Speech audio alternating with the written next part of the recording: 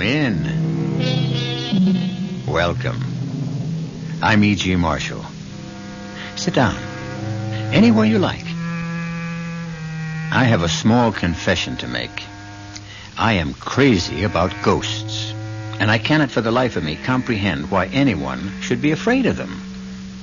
What, after all, what do ghosts do? They haunt, that's all. To haunt means to visit, to frequent. In short, to hang around. What's so scary about that? A hopeful lover hangs around a lot. If an inspiring lover or a wistful compatriot can hang around without inspiring fear, why not an anxious ghost? Is it really you, Paul? Yes, Melba. It is I. Oh, Paul. Don't cry, Melba. I can't help it. All right, dearest. Go ahead and cry.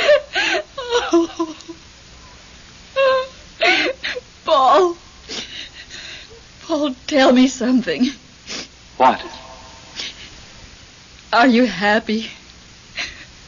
Where you are? I'm really sorry you asked me that, Melba.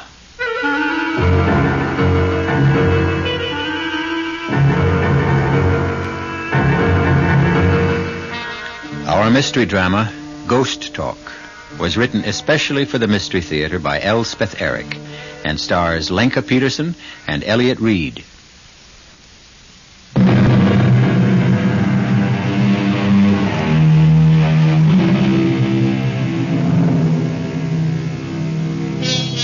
Yes, ghosts haunt places.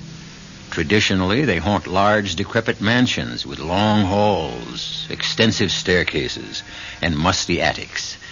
But these big old edifices have all disappeared from our landscape, and it is more than likely that the ghost of today has to restrict himself to one-bedroom apartments with bath, kitchenette, and dining area. Poor ghosts. Will they give up haunting altogether, or will they do what we have done? Adjust. Melba, you have my number? Yes, Leonard. Both at home and at the office. If there's anything I can do, Melba, anything at all. I'll call you. Bless you, my dear. Oh, Paul. Where are you? Where?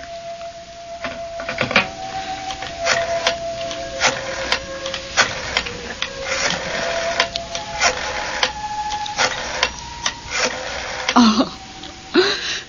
Irene, it's me. They've all gone.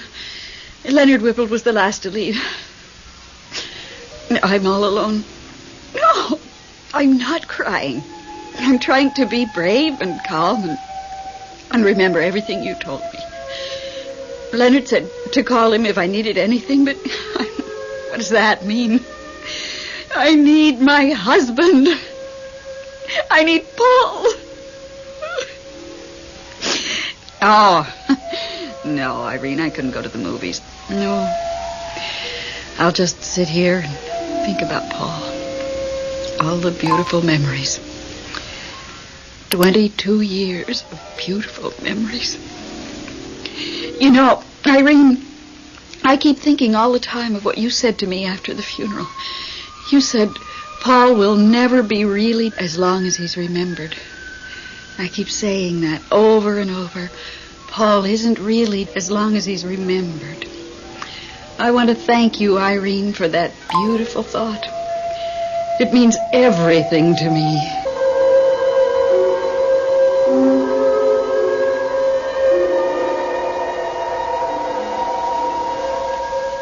Oh, Melba. Melba. How goes it, Paul? Hello. It's Bruce, isn't it? I'm new here. I haven't got everybody straight yet. You never will. It doesn't matter. Yes, I am Bruce. Mind if I join you? I wish you would. You had a particularly beatific expression on your face just now as I was floating by. I was thinking of my wife. My wife, Melba. Yeah, why? Why? Well, actually, because she was thinking of me. Remembering our wedding day. I was touched. You're really very new here, aren't you? Oh, yes, very. At the start, everybody is either touched that they're remembered, apprehensive that they won't be, or furious that they're not. Melba feels that no one is really as long as he's remembered. Is that what you want to be? Not really? It sounds nice. Well, it isn't. I don't know how you can say that. Because I happen to know. From bitter personal experience.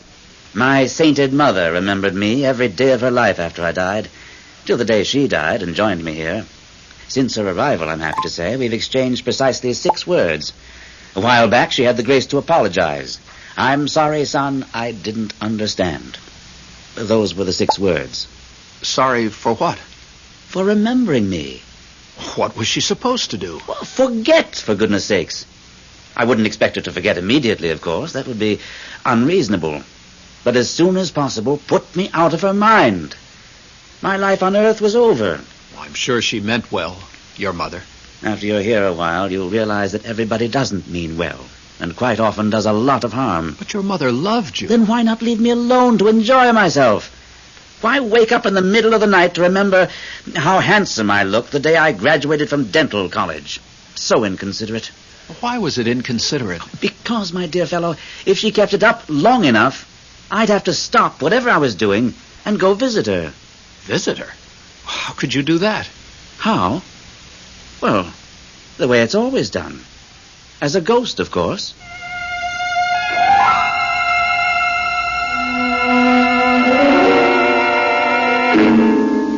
Irene? It's me. Oh, all right, I guess. Leonard was here. We sent out for Chinese food. He left about an hour ago. Oh, I'm just sitting here and remembering. I got out the old picture album to show Leonard. I don't think Leonard cares too much for travel. I wasn't sorry when he left. Looking at the snapshots and remembering the beautiful life I had with Paul, it seemed to bring him closer. Oh, I mean it, Irene. A couple of times, I felt as though he was right here in the room with me. Honestly.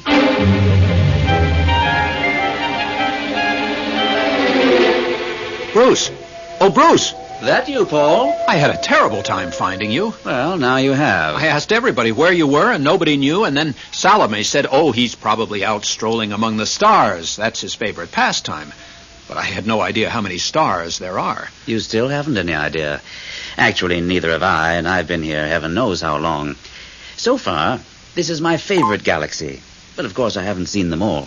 Has anyone, do you think? Oh, I suppose he has. He must have seen everything. Since the beginning of time. And before that? Yes. What made you come looking for me? Something special? Bruce, I can't get a moment to myself on account of Melba. Your wife? You know what she did? She got out an old snapshot album and started looking over all the pictures we took on our vacations, birthdays, Christmases. Typical. They all do it. The worst part is she showed all these pictures to a friend of mine. Of hers. Ours. Leonard Whipple. He couldn't have cared less. She's really hanging on to you, isn't she? It's very nice of her and all that, but it's terribly exciting for me being here. Everything's so completely different.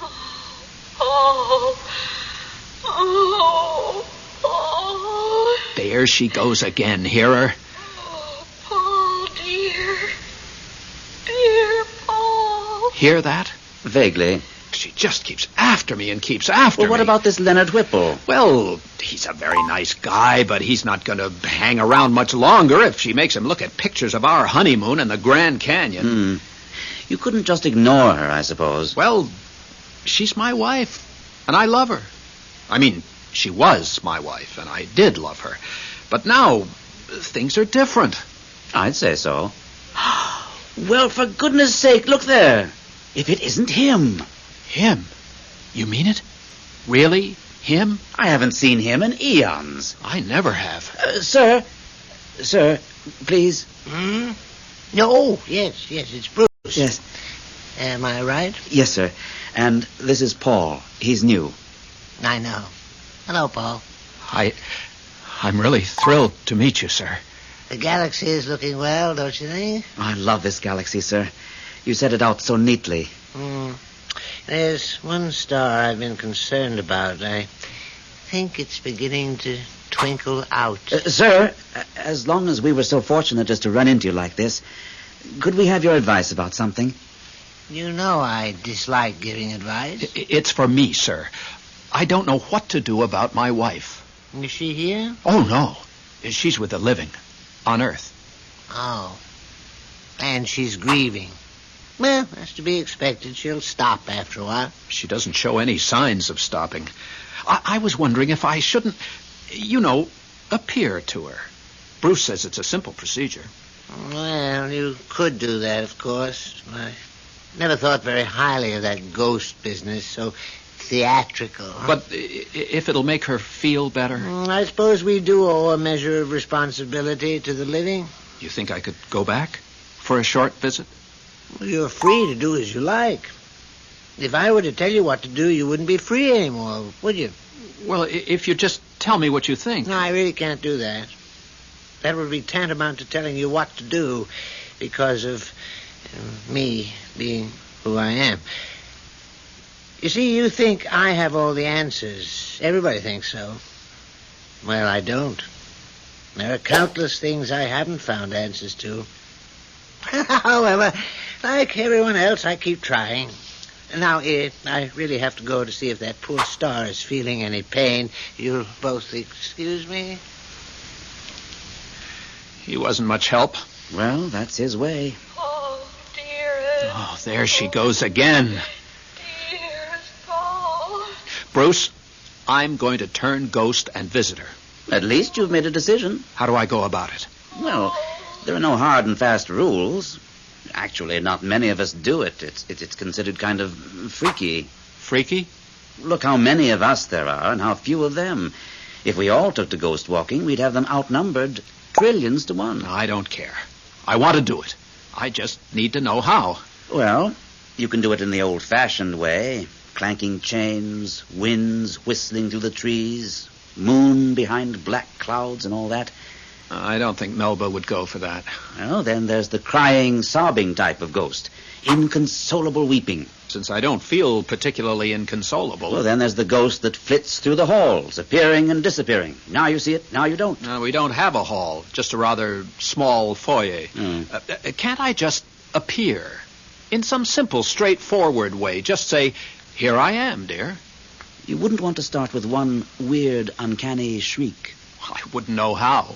Or a sardonic laugh? Well, what would I be laughing at? Oh, life, death, anything in between. Well, if you don't want to do any of those things which he calls theatrical, then just appear. That's more my style, I think. But wrap a bit of vapor around you. After all, they need something to identify you by. And don't stay too long. And above all, don't let it depress you. Why should it depress me? You'll find out, my friend. You'll find out.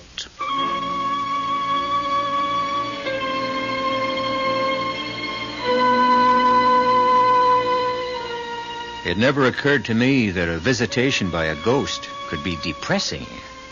Take now that well-known ghost of Hamlet's father, speaking spookily from the battlements at Elsinore. Of course, he didn't sound happy. How could he when his own brother had just killed him and promptly married his widow? He sounded angry, yes. Vengeful, yes. But depressed? No. And certainly not depressing. I'll return shortly with Act 2.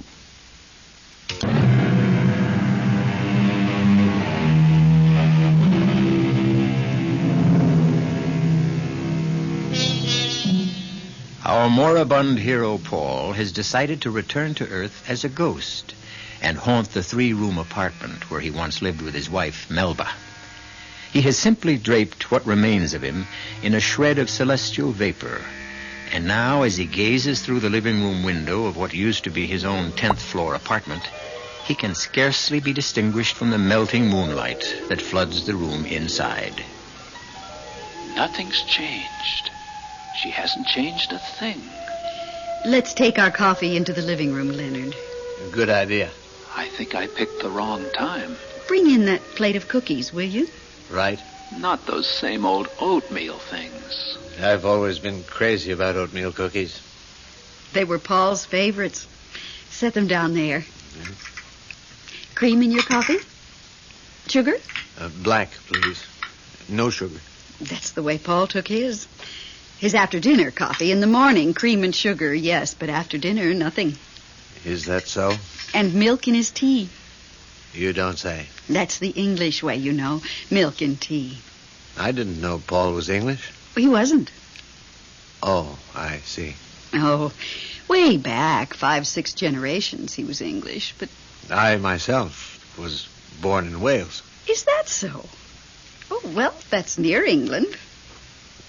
Richard Burton is Welsh, you know. For goodness sakes. Well, didn't you know that? The last movie Paul and I saw together had Richard Burton in it. I wanted to show you something fascinating. Paul's World War II uniform. I've saved it all these years. No, I don't. Not tonight. And his captain's bars. Some other time. I've really got to be moving on. Oh, if you really have to. Such a beautiful night. I think I'll walk home. Yes, a beautiful night. Oh, just look at the moonlight streaming through that window. Care to walk a ways with me? In the moonlight? Oh, no, I don't think so, Leonard. I have a lot of things to do here. Yeah, well, if there's anything you need, you have my number. Yes. At home and at the office. Good night, Melba.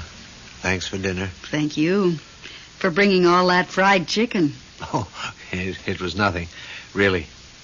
Good night. Good night, Leonard. Oh, Paul. Dear Paul. I need you, Paul. Melba. Oh, I need you so. I'm right here. What was that? I said, I'm here. Paul? Yes, me, Paul. But where? By the window, dear. I can't see you. I'll step inside. That'll be better. Oh, I see. I see something. You see me. I dare say I've changed somewhat. Paul. Can that be you? It is. I. Really you? Well, fairly really. Everything considered, as real as I can get. Oh, I can't believe it. Believe it, Melba. Oh, Paul. How are you? Oh, never mind about me. How are you? Oh, I'm all right. Really? All right? Everything considered. Everything considered, I'm better than all right. Paul, tell me, are you happy? Happy? I must know. Are you happy? I'm sorry you asked me that question.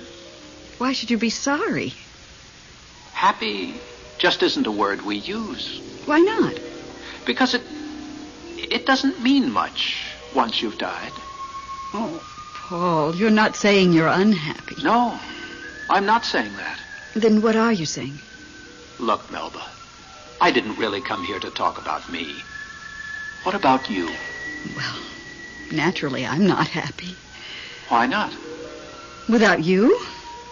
What about Leonard Whipple? Oh, him. What's the matter with Leonard? Well, nothing's the matter with him. He's just not you. Well, I'm not me either. Not the way I was before I... Oh, but I remember you the way you were. And as long as I remember... Melba, honey, I don't even remember me the way I was. You don't? Not very well. You remember me, don't you?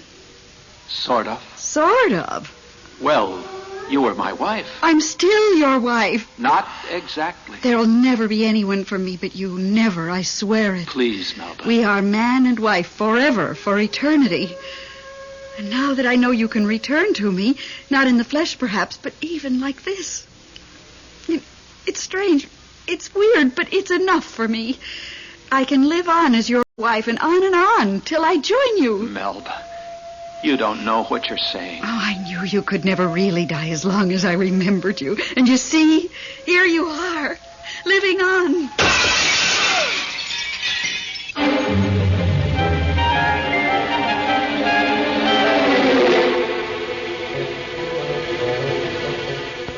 Irene, me. Guess what? You'll never guess. Paul was here. Yes. Yes. Right here in this living room. All right, then he's ghost, whatever. Well, he looked different. Yes, sort of steamy. Kind of like a street light on a foggy night. But I knew it was Paul, all right. His voice and the things he said and the way he called me Melba, dear. Well, he didn't say too much. I asked him, was he happy? Because naturally I wanted to know, but he wouldn't say. He wouldn't say he wasn't unhappy either. Isn't that weird? He wanted to know about me. Am I happy? Isn't that sweet? And he asked about Leonard Whipple. Imagine him knowing I've been seeing Leonard off and on. Of course, I told him Leonard doesn't mean a thing to me, that there could never be anyone else for me. I said, Paul, we are man and wife for eternity. I said, you can never truly die, Paul, as long as I remember you. And then, you know what, Irene? There was this great big noise, a crash sort of. No, not like thunder, more like music, like a chord out of Beethoven or somebody. And all of a sudden, he was gone. But he'll be back. Like you said, no one is really dead as long as he's remembered.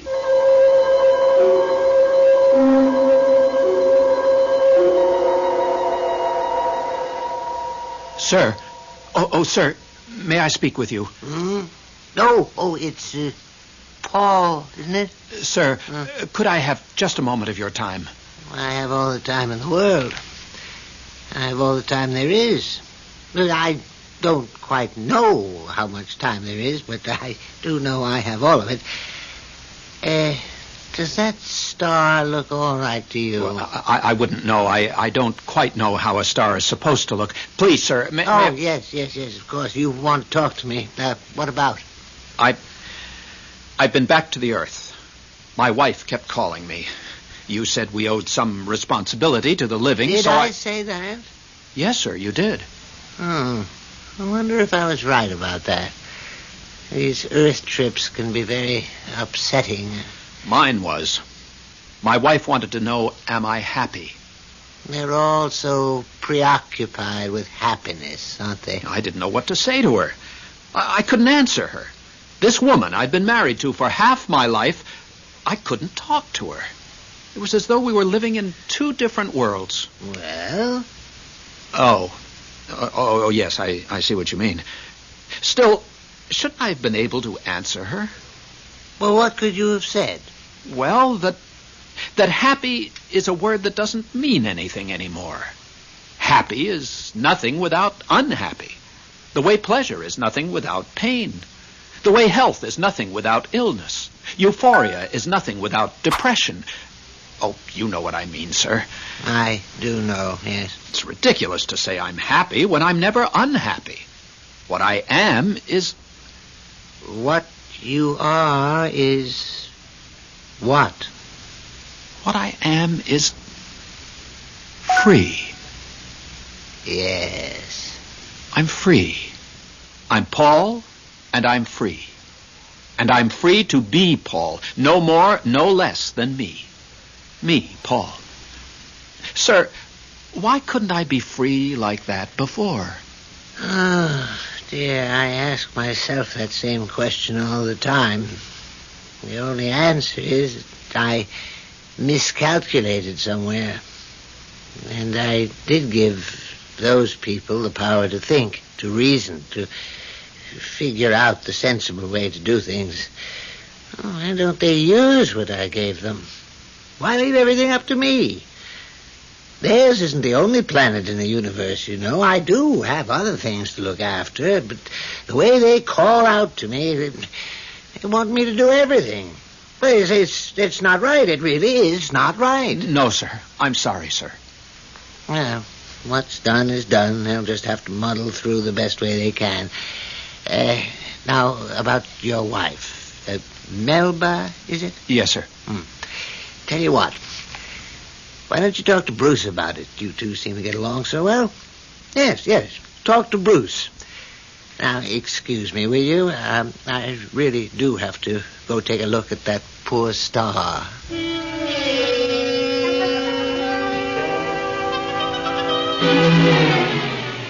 Bruce, he just wasn't any help at all. Now you listen, Paul. Suppose you had invented the greatest machine imaginable. One that would do, practically anything you can think of. How would you like it if somebody came running to you every time a bolt got loose and asked you to tighten it? But, Bruce, Melba says she's going to go on remembering me forever. We'll be man and wife forever, till she joins me here, and then we'll still be man and wife. Maybe once she gets here, she'll change her mind. But she's only 42. She'll be remembering me for years and years and calling for me, and I'll have to put on that vapor stuff and haunt the apartment. And Bruce, it's so hard to carry on a conversation with her now. Didn't used to be, but now... Well, you couldn't just ignore her. I love her, Bruce. Do you? Well, I did. For a very long time, right up to the moment I died. My last words were, I love you, Melba. At least, that's what I meant to say. I know I had it in my mind to say that, but I'm not positive I ever got around to saying it. Anyway, I can't just brush her off. My. You do have a conscience, don't you? Well, I hope so. It's a very fine thing to have, of course, but sometimes... Look, there's only one thing you can do. What? Get married. Married to Melba? No, not to Melba, you idiot. How could you marry Melba? She's there and you're here. Some marriage that would be. But then whom would I marry? Oh, heavens to Betsy, Paul. The place is full of women. Have you ever seen Helen? Helen who? Helen of Troy, they call her. Actually, I've never met her myself, but from what they tell me...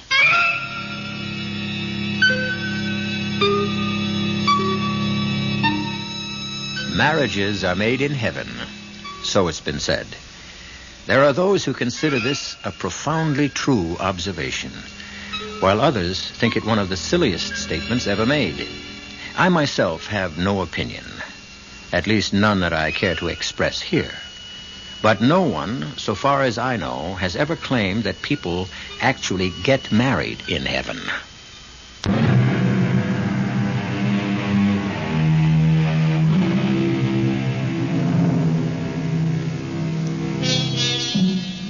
Melba was a wonderful wife to Paul.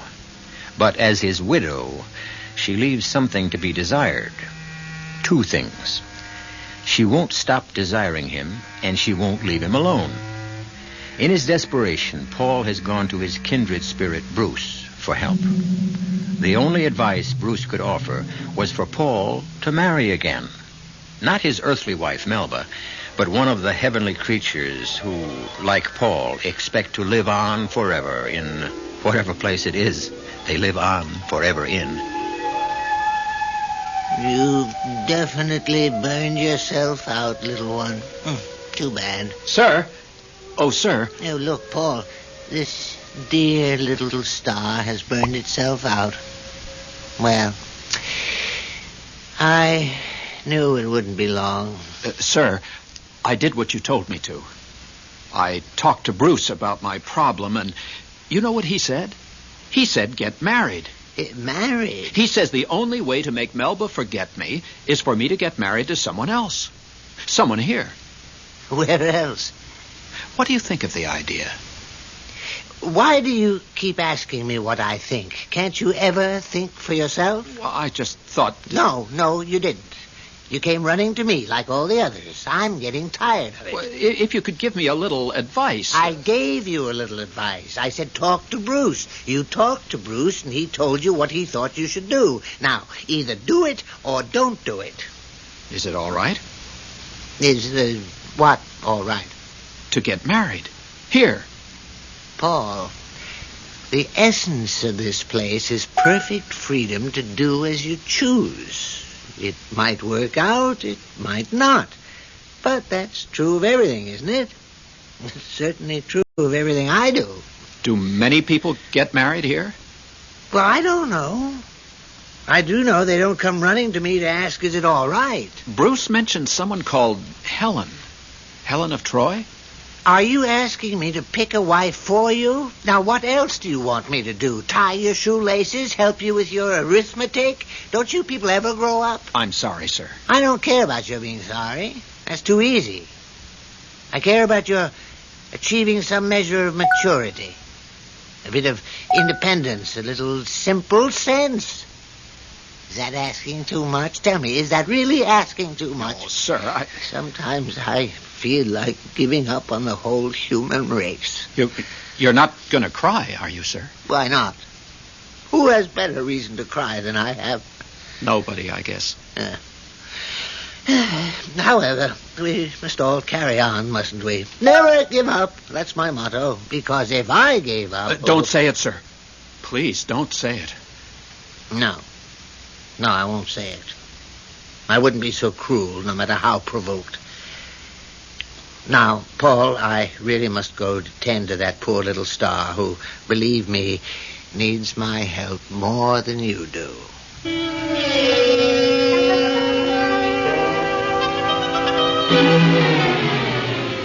Irene, it's me. Oh, just sitting around. Leonard asked me to go to that new steak place with him, but I said no. I didn't feel like it, that's why. Don't be silly. I like Leonard. He's a very nice man, but... Well, there's a beautiful moon out tonight, and I thought maybe... Oh, for heaven's sakes, what's that? Well, there was a terrible clanking noise just now. It scared me to death. Oh, how could it be the radiator? The heat's not turned on yet. Is there a storm coming up or something?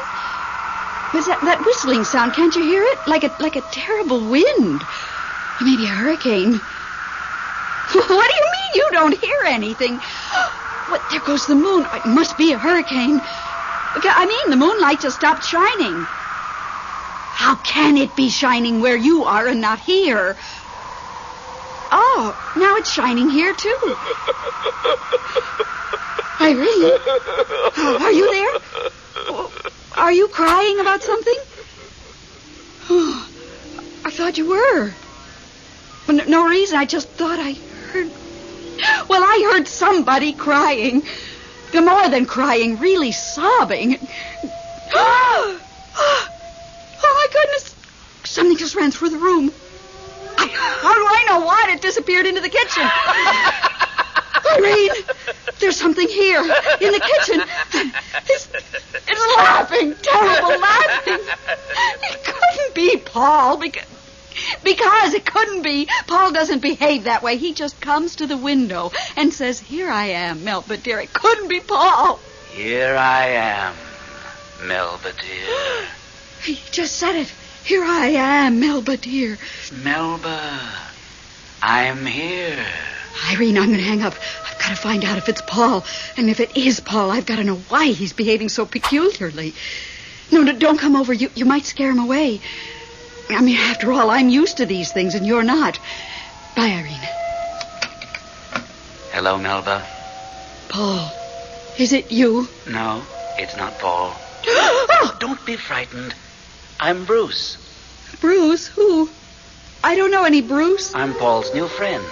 His best friend, actually. But why are you here? Why isn't Paul here? He couldn't make it tonight. Why not? Nothing's happened to him, has it? What could happen? Well, nothing, I suppose. Everything's already happened. Precisely. Well, then why isn't he here? I've thought about him every single day, and every time I woke up during the night. I've been over every moment of every day of every year we had together. That's just it. And I'm just about to start over at the beginning. I wouldn't do that if I were you. Why not? He's not really as long as I remember him. He's not really alive either, is he? Well, no, but... Melba, you're wearing him out with all this remembering. Wearing him out? Yeah, back and forth, back and forth. It's very tiring, Melba. You mean he'd rather just stay where he is? I think so. Oh, nobody wants to be forgotten. Wait till it's your turn. I certainly don't want to be. Wait, you'll find out. Nobody wants to be forgotten. That's because they haven't tried it yet. You mean to tell me that Paul wants to be forgotten? By me? If you think you could manage it. Forget 22 beautiful years? Oh, I couldn't. I couldn't possibly. What about having 22 more beautiful years with somebody else? Like who? Well, I've heard nice things about a certain Leonard Whipple. Leonard Whipple? I've heard he's very devoted to you. But Leonard's not Paul. I mean, Leonard could never be Paul. But he could be Leonard, couldn't he? If you'd let him. Paul is the only man for me. Always was, always will be, and that is that. Oh, Melba. Why do you say, oh, Melba, like that? Because you forced me to tell you something I really have no right to tell you. What? What is it? Hardly anybody knows about it. Just me. And Paul, of course. What is it? I shouldn't repeat it. No. My lips are sealed. It's too private. Does it concern Paul? Is it about Paul? You won't mention it to a living soul? I won't mention it to anybody. What is it? Paul is getting married again. Paul is getting married again? Yes. Who to? I think her name is Helen. Is she pretty? I've never met her, but I hear she's very pretty. Young? I believe so. Oh, how could he? How could he? That's life, Melba. Life? Paul's not alive. No, but you are, Melba. Yes, I am. Make the most of it. That's my advice to you. Thank you, Bruce, for telling me what you told me. I really appreciate it. You're quite welcome. I don't suppose Paul would ever have told me himself. Oh, eventually he would have. Maybe. Maybe not. Well, if you see him, tell him I hope he's very happy with his Helen. I'll tell him. Nice to have met you, Melba. It's very nice to have met you, too, Bruce. Are you still sitting down or standing up? I can't quite tell. Does it really matter? Well, I'd just like to, I don't know, shake your hand or something. Not necessary. Not necessary at all. I could see you to the door. No, let's just part this way. A fond adieu to you, Melba. A fond... Oh. He's gone. Just disappeared. Well, that's the way with ghosts. Who needs ghosts anyway? With all their comings and goings and the way they talk. Who can understand them? Hello, Irene? Irene, you are absolutely not going to believe what I'm about to tell you. You simply will not believe it.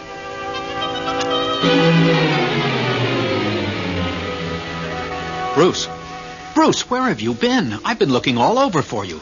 Even Salome didn't know where you were. Where were you? I went to see your wife. Melba? What for? To tell her you were getting married. Bruce, you had no right to do that. Here we do as we choose. He told you that.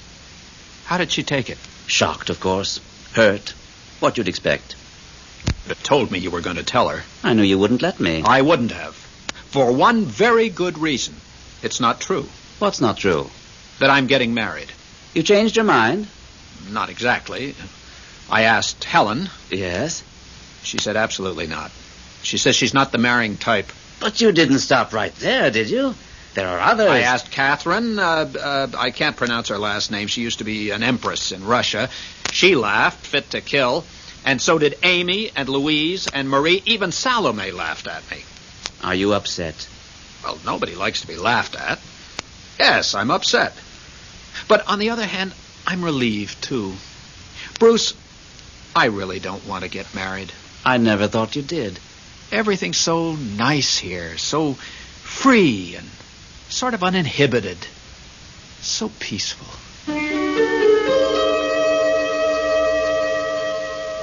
Leonard, it's Melba. You don't mind my calling you at your office, do you? Oh, that's good. How was the new steak place? You didn't go? On account of me, you didn't go? Well, I must say, Leonard... I spent the evening doing various things. Things that really needed to be done. Like, I got all Paul's clothes together and packed them in boxes. Tomorrow I'll send them to some deserving charity. Listen, Leonard, I was thinking, as long as you didn't go to that steak place, why don't you come over here tonight and I'll cook you the best steak you ever tasted. And hash brown potatoes. Would you like that? Ah, good. We'll come early, and we'll have a martini first. Well, good for Melba. Good for Leonard. And good for Bruce. And for Paul, too. Good for everybody who faces up to a problem and solves it the best way possible. The solution may not be a perfect one. Solutions seldom are.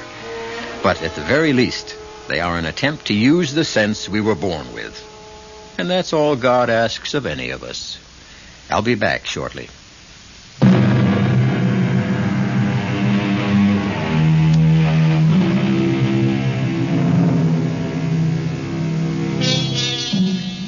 You do realize, don't you, that the story I've just brought you was all pure fantasy.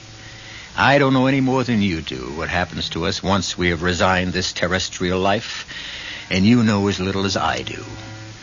Unless, of course, you are a ghost. Oh, if you are, I wish you'd get in touch with me. I have gobs and gobs of things I'm dying to ask you, well, for one thing, are you happy? Our cast included Lenka Peterson, Elliot Reed, Robert Dryden, and Gordon Gould.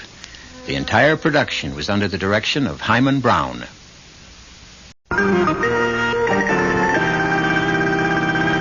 The CBS Radio Mystery Theater presents...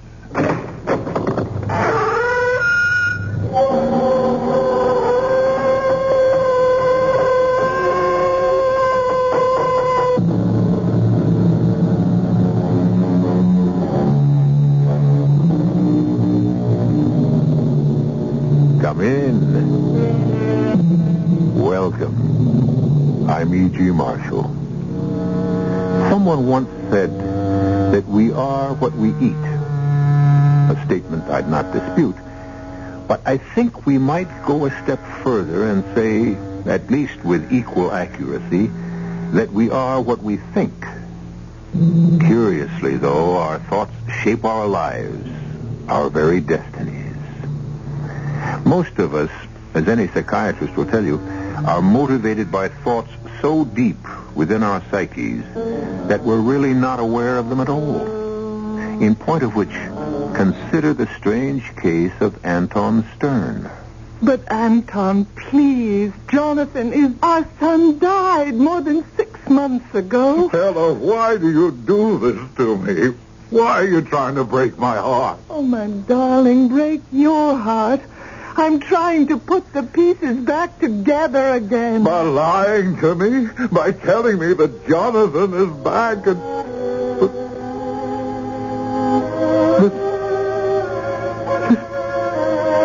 He's playing now. In the studio. Playing. Anton, I hear nothing. In the studio. Practicing. It's Jonathan, I tell you. Come, Stella. Come and see for yourself. Our son is alive.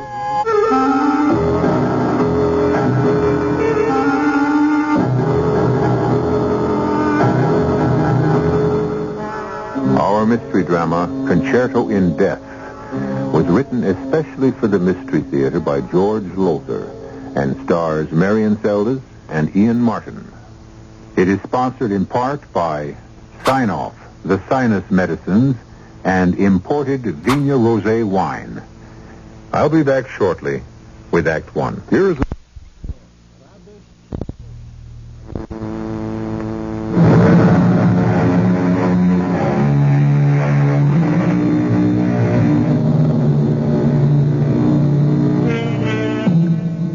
This is the strange story of what befell Anton Stern only a few years ago. A story few people know. Yes, I am talking about the celebrated conductor of the City Symphony.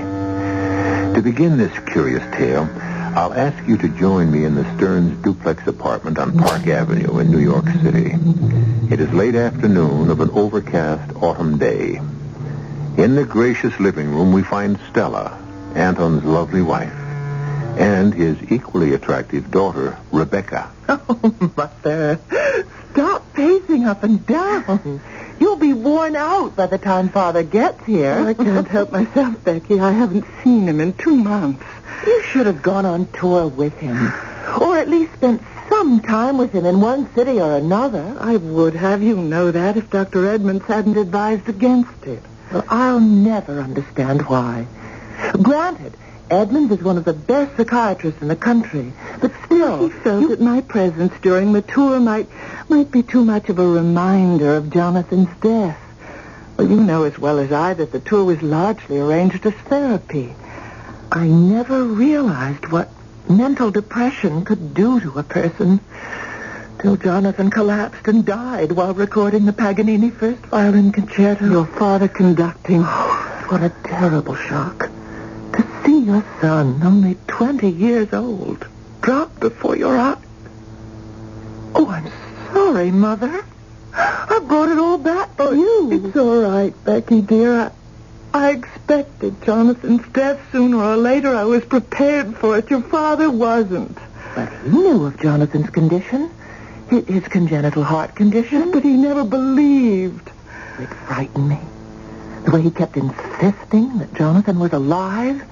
Imagined he heard him practicing in his studio upstairs. Well, thanks to Dr. Edmonds, he recovered. And 2 months on tour has brought full recovery.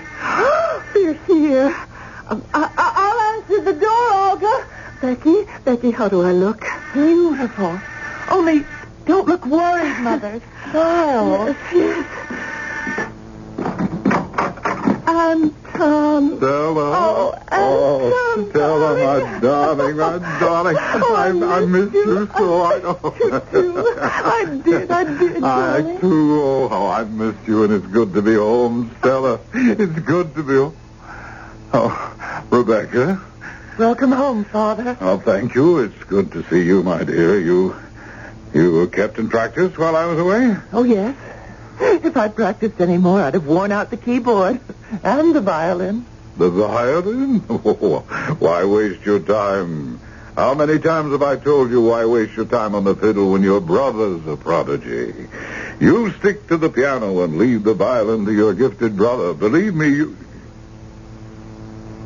What is it? Why are you all looking at me? Well, you talk as if Jonathan... Well, where is he? Why isn't he here to greet me? McNally, I thought you said, when we talked on the phone, you said... I know what I said, and I know what I'm hearing. What, Anton? Where is he, that son of mine? Where is he? Oh, of course. In his studio. Always in his studio. Jonathan, I'm home. Your father's home. McNally, you said he was all right. He was. Heaven help us till we came through that door. He was.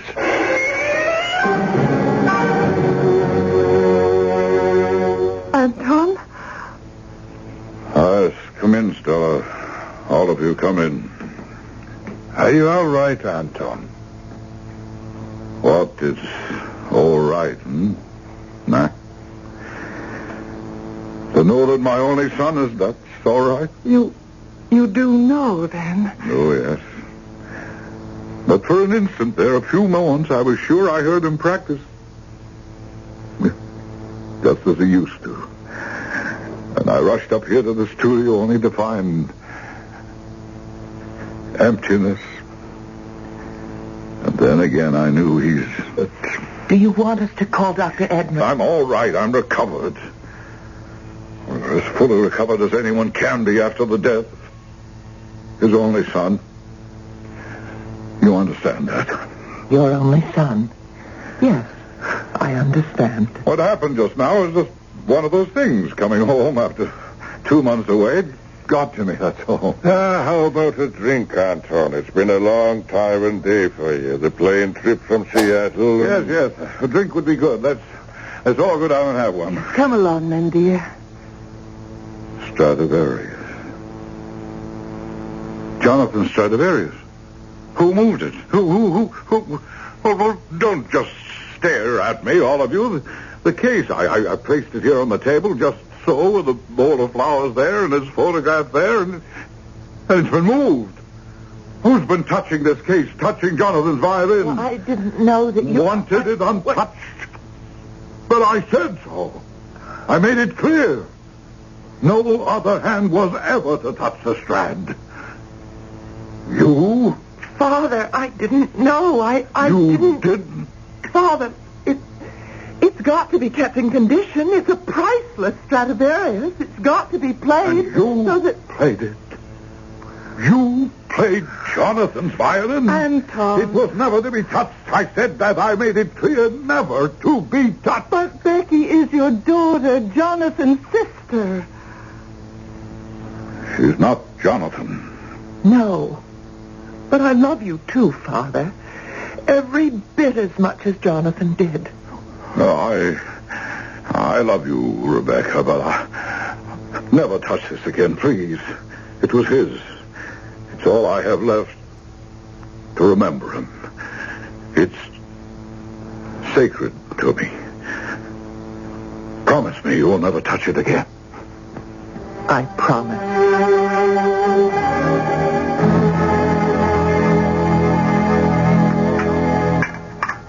Yeah, more wine, Mac? Thanks, Anton, of course. It goes well with the beef. Helga is still the finest cook in the world. She certainly hasn't lost her touch while we've been away, Stella. No. And so long as she keeps her touch, I must be careful to keep her. You'd be astounded, McNally, at how many of our friends offer her more money to leave us for them. Well, competition is competition. We'll ask Vladimir Oblensky, thanks to it. The man who replaced Jonathan. Oh, blast that's out of my hand. That was clumsy of me. No, of me. I'm sorry. Because you mentioned Jonathan? Huh, nonsense.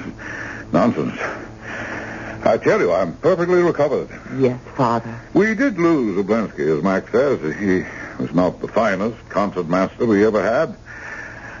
Jonathan was that. No one can ever take his place, but Oblensky was good. Very good, very good. He left us in Seattle. Tomorrow I must try out another a woman, Saskia, what's her name again? Rubens. Better than Oblensky, ask me. No, not as good as Jonathan. No one will ever replace him in the orchestra. Or in my heart.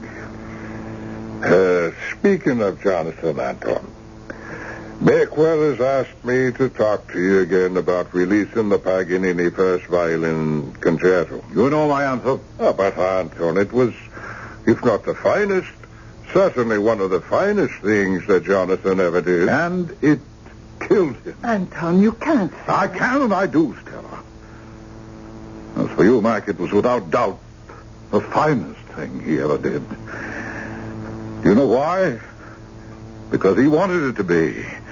He practiced and practiced and practiced until I warned him that he would kill himself if he didn't stop.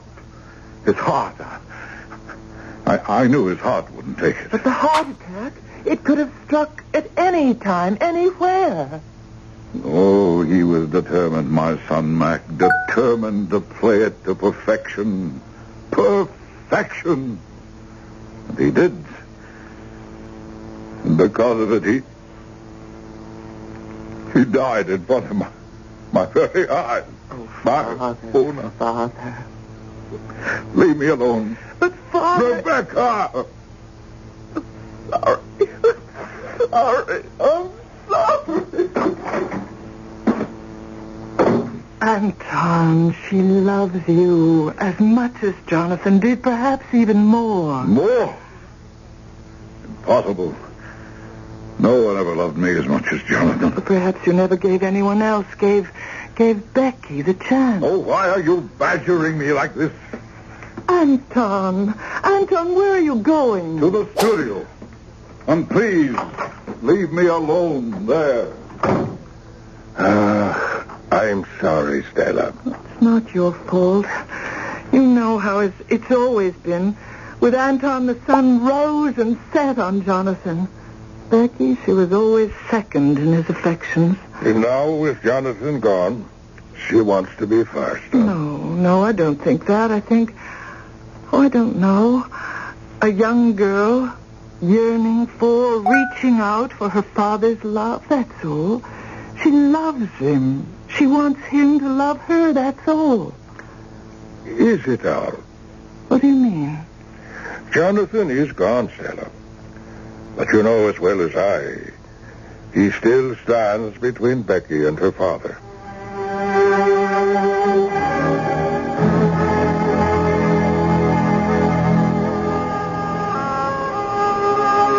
She's very pretty, Mac. What, Becky? Oh, Saskia. Yes. And let's hope she plays as good as she looks. Maybe we ought to move to one of the back rows. Why now? I can see she's nervous. You know, a tryout. Sitting here, maybe she just... Forget it. Saskia Rubens is a pro. And all pros have nerves. All right, gentlemen, let's get on with it. Are you, ready, Miss Rubens? Yes, Maestro.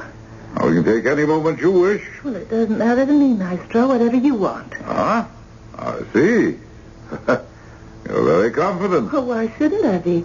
I wouldn't be here for a tryout if I wasn't good. Oh. Very well, we'll try the first movement after the introduction.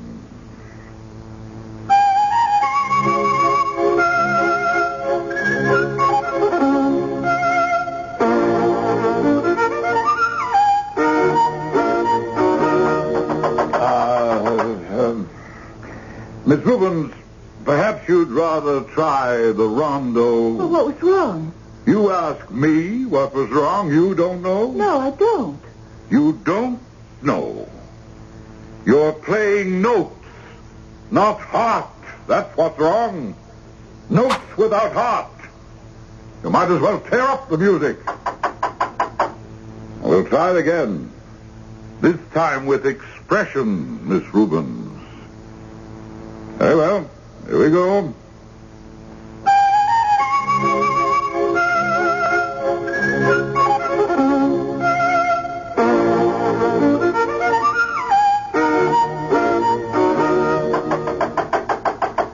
What now? I don't know. Miss Rubens. That fingering. Yes, Maestro.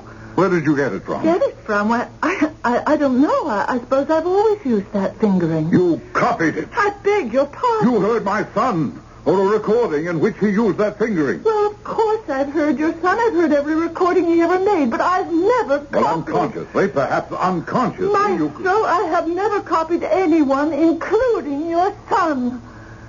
Ah. Well, then again, we'll try it again.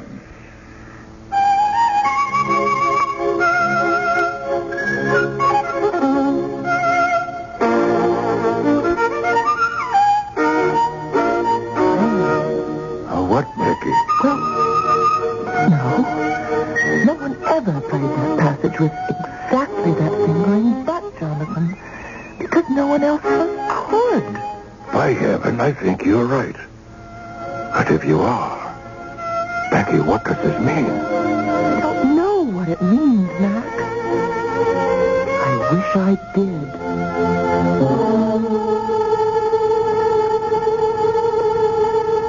Saskia Rubens using the same fingering as Jonathan Stern? Is it a coincidence? Or is some arcane force at work?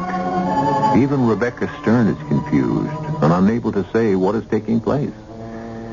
Well, perhaps matters will be clarified when I return shortly for Act 2.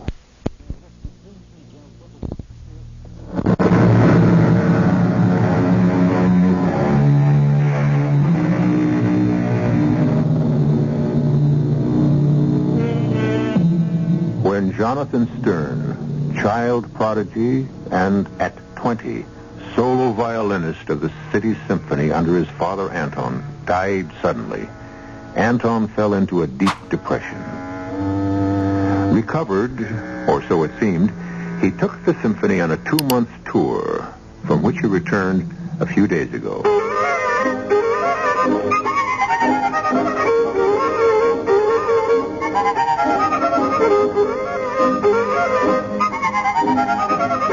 Now in the city concert hall, as Anton tries out a new solo violinist, Saskia Rubens, something strange and baffling seems to be happening. Stop! Stop!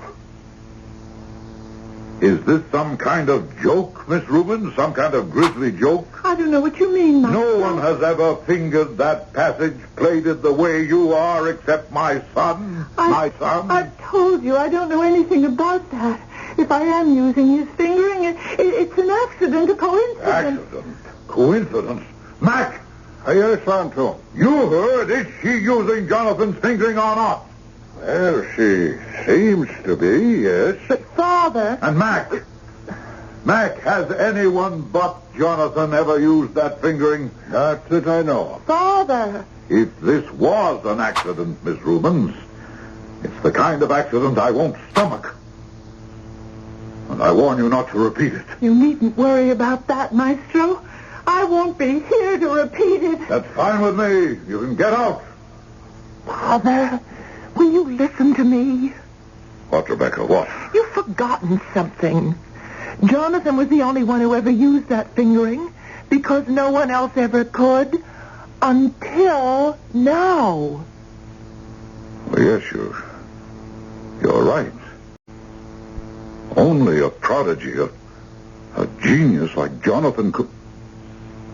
How could I forget? Well, you were shocked and upset. But Rubens, As I said, it's just an accident. No, Rebecca, not that at all. Don't you see, daughter, don't you see? Well, of course. By the greatest good fortune, you found someone else to replace Jonathan as a soloist. Replacement? She's no replacement. She is Jonathan. What do you mean? Yes, what do you mean? Oh, he's returned. His spirit. That wasn't Saskia Rubens playing. That was Jonathan. And the fingering. Her hand, but Jonathan's spirit in that hand. Oh, why, don't you see? It was Jonathan's way of telling me he's returned. Mac, get her, Rubens, get her back for me. Oh, now, the way she stormed out, I'm not sure I can. You can, you will, Mac. You must.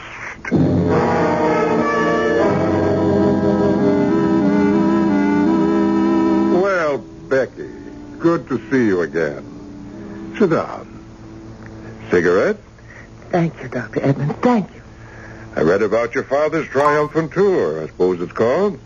Nothing but praise and acclaim for the orchestra and him. How is he? Did the tour turn out to be the therapy I felt sure it would be? Well, that's why I'm here. I need your help for me as well as my father. Something went wrong? Well, when he arrived home nearly a week ago now, he thought... Well, it only lasted a few minutes. He thought Jonathan was still alive. That he could hear him practicing in the studio. Well, of course, when he went to the studio and Jonathan wasn't there, he realized it was just his imagination. Well, these relapses do happen. Yes, but the strangest thing happened yesterday afternoon. He was trying out a new violinist, Saskia Rubens. Yes, I've heard of her. Well, during the tryout, she played a passage the way Jonathan played it when he was alive, and she used the identical fingering that only Jonathan could use. And my father saw it, heard it. Another little relapse? Huh? I saw it and heard it too. Oh? Father thinks that Jonathan has returned to him. But using Saskia's body, his spirit and his genius has come back. And you? What do you think? Well, I don't know what to think. I've never been so confused. That's why I'm here. Well, I treated your father's melancholia. Then when he went on tour, treated you for a milder, much milder, depression. And once you faced the reason for your depression, you snapped out of it. Becky, what was... Tell me again, put it into words. What was the reason for your depression? Ah, come now, Becky, say it. I was glad Jonathan was... Why? Because he always stood between my father and me. That my father loved him more than me. He did. He did. All my life I've wanted my father's love. And when Jonathan died, I thought at last I'd have it. But I haven't. Especially now that he believes. That he believes. That he believes Jonathan has returned. Yes. Yes. And that, Becky, is why you're confused, unhappy. You've allowed your brain to recreate the ghost we got rid of together, you and I. Becky, Jonathan has not returned. Rubens, this fingering of hers or whatever, she plays that way, that's all. As simple as that. Oh, you can convince me. But no one will ever convince my father. Yes, and someone, if not me, someone else had better. Because if he doesn't realize what he's come to believe just isn't so. Yes. If he doesn't. He'll lose his mind, Becky.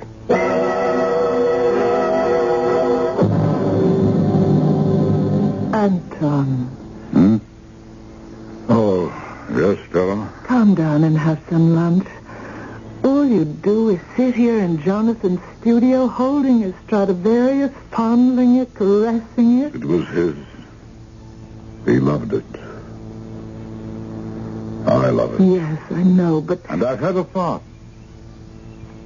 Sitting here holding the Strad, it's brought Jonathan closer, helping him to communicate. Anton. He gave me the thought. What thought, Father? Oh, Becky. At the concert tomorrow night, Saskia Rubens will play this Stradivarius. Jonathan's Stradivarius. But you said no one must ever play it again.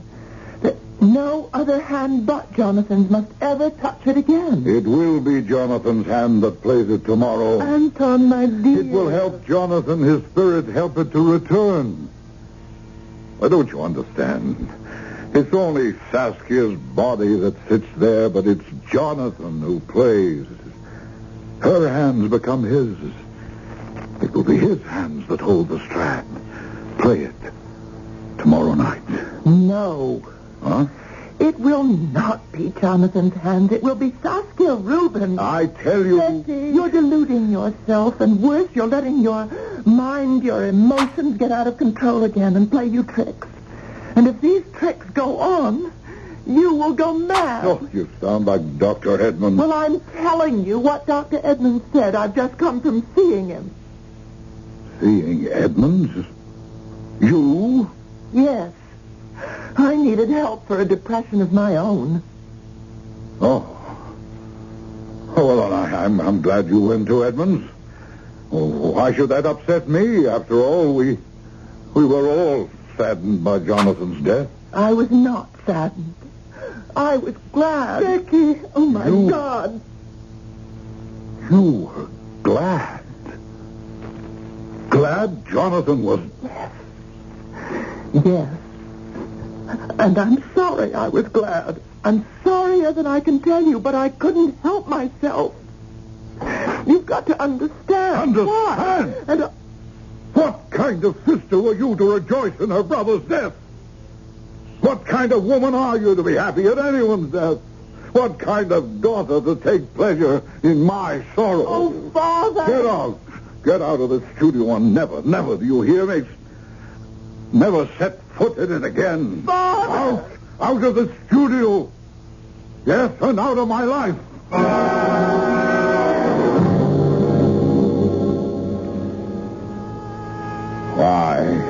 Why, Mac, must you talk about this now, minutes before I go on? I know it's not exactly the best moment, but Vic will ask me to ask you again. And tell him the answer is no, and it will always be no. The Paganini killed Jonathan. But, Anton... Don't you understand why I can't release it? I couldn't bear to hear it. I'm sorry, Anton. Forgive me. It's the time. You gave Saskia the Strad? Yes. And told her why I want her to play tonight? I did. And what did she say? She said... Oh, yes.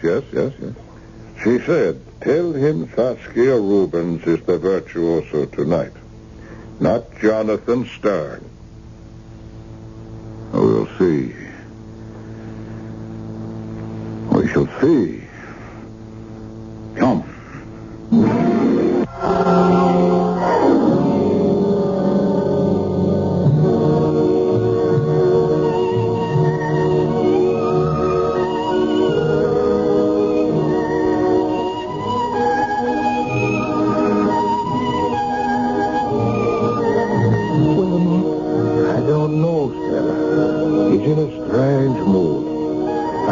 Seen him like this. what do you mean? I don't know. One minute he's irrational, I guess that's the word. And then the next, well, he talks about maybe he's to blame that Becky felt about Jonathan the way she felt. He was. To a large extent, he was.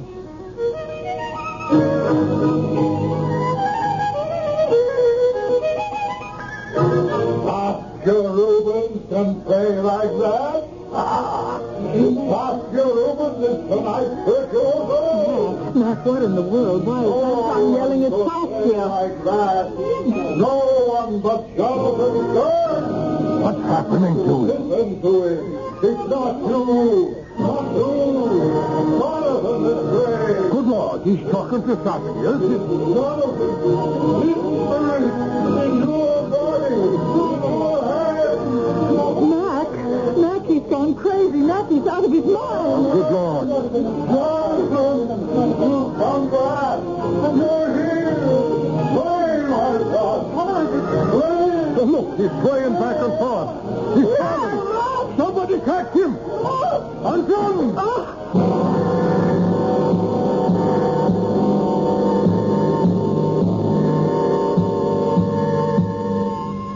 In a moment of high drama, certainly never before witnessed in the concert hall, Anton Stern crashes across the podium to lie unconscious on the stage floor as the audience and the orchestra sit in shocked astonishment.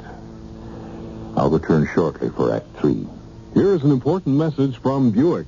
Buick wants you to know that a cash rebate of $500 will be given to everyone who takes delivery of a new Buick Skyhawk by Friday, February 28, 1975. And a rebate of $200 will be given to those of you who take delivery of a Buick Skylark or Apollo by February 28th. Buick's cash rebate program is just one of many reasons for buying a free-spirited 1975 Skyhawk, Skylark, or Apollo. So see your Buick dealer. Many families would like to visit their relatives in the upstate prisons, but they cannot afford it. So a few churches and other organizations got together to provide the buses and lodging so they may visit their relatives upstate. The God we worship expects us to remember our neighbors and to help them. Join with others at your local church or synagogue and start treating your brothers and sisters like brothers and sisters. A public service of Religion in American Life, the Advertising Council, and this station. Hello, I'm Helen Hayes. There's something very important happening in this country. High school students from 60 nations are living here for a year in the United States. They're learning about us, about our families, our schools, our communities. And we're learning from them. It happens through American Field Service, AFS, and the thousands of people who give their time to help others. Volunteers help find families to host students. They arrange activities in the community and help raise scholarship funds. AFS is an exciting and rewarding activity that deserves a place in your town or your city. To find out how you can help bring an international experience to your school and community, write AFS 313 East 43rd Street, New York, New York. That's AFS 313 East 43rd Street, New York, New York. This is WBBM Chicago. News Radio 78, the time 11:07, 26 degrees at Midway Airport. Unable to face the death of his son, Anton Stern, conductor of the City Symphony, vacillates between reality when he knows Jonathan to be and fantasy when only minutes ago he believed Jonathan's spirit had taken possession of violinist Saskia Rubens in a rendition of the Mendelssohn Violin Concerto. Now, in Anton's dressing room, Lay him on the couch. Now, gently, lads. Thank you, boys. Well, close the door as you go out, will you? Mark? Take it easy, Anton. You're going to be all right. No, what happened? I must have fainted. I don't know. Yes? Stella and Becky, let us in. How is he? Oh, Anton, what happened out there? I don't remember. No, wait. It comes back to me now. Yes, Father. What? Jonathan. It worked. What worked? The Strad. Letting Saskia play John's violin tonight. It brought him back from the... Tom, you must stop believing such nonsense. He was there before me on the stage, using Saskia, her body, her hands. The Strad is the link, the bond that holds Jonathan to this world. We can keep in touch, my son and I, through that Strad. Father, you must... Don't tell me what to do or not to do, Rebecca. You think I don't know what you're up to? Up to? You wish to keep us apart, your brother and I. No. Because you were always jealous of him, envious of him. No. You told me, admitted you were glad he was dead. Anton, she never meant He that. said it. Get her out of here. Anton. Out of my sight. Out. In heaven's name, Anton. It's all right, Mac. I better go. He's out of his mind, Mac. He's out of his mind. Get the Strad from Saskia, Mac. Just as soon as... No. Get it now.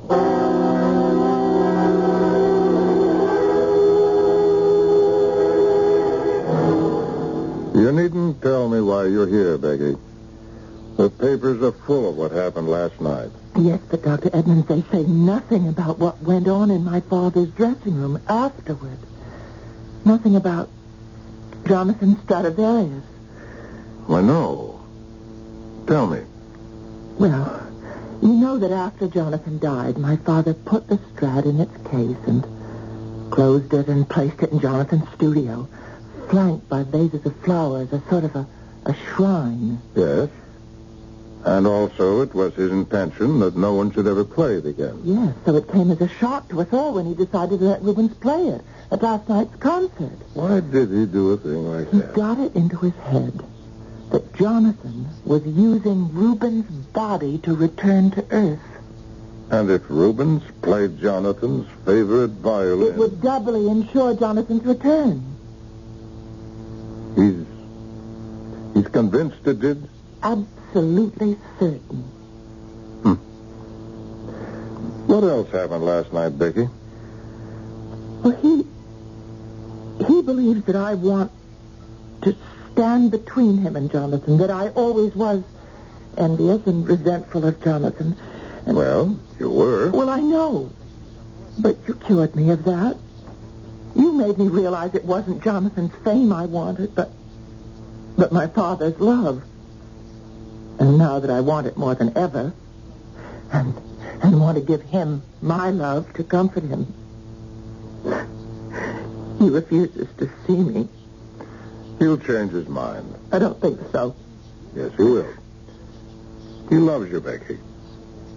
Loves you every bit as much as he ever loved Jonathan. Oh, then why hasn't he ever shown it? Maybe he's never thought he had to. Maybe he's always believed you knew it. Oh, he's never said. Exactly. Never said. Never opened his heart in words.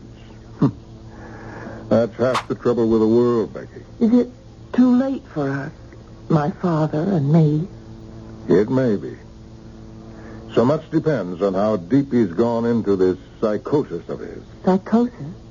He's become fixated on the Stradivarius.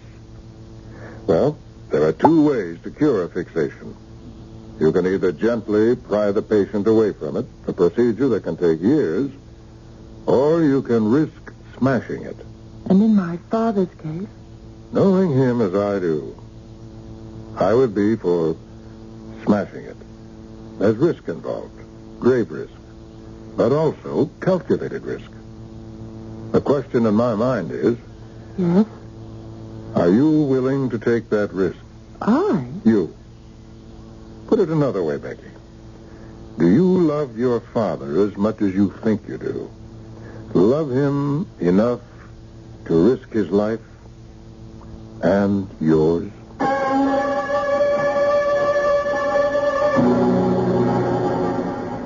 Anton, put the Stradivarius back on the table. Stop holding it, fondling it, caressing it. It will bring him back to me.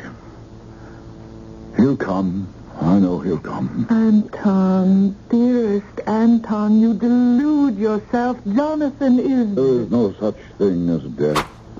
If you believe in life. I want to believe. I loved him, miss him as much as you, but I won't. I can't delude myself. Leave me, Stella. Leave me alone. Come downstairs. I'll have Olga make tea. No, I'll stay here. Anton. Here.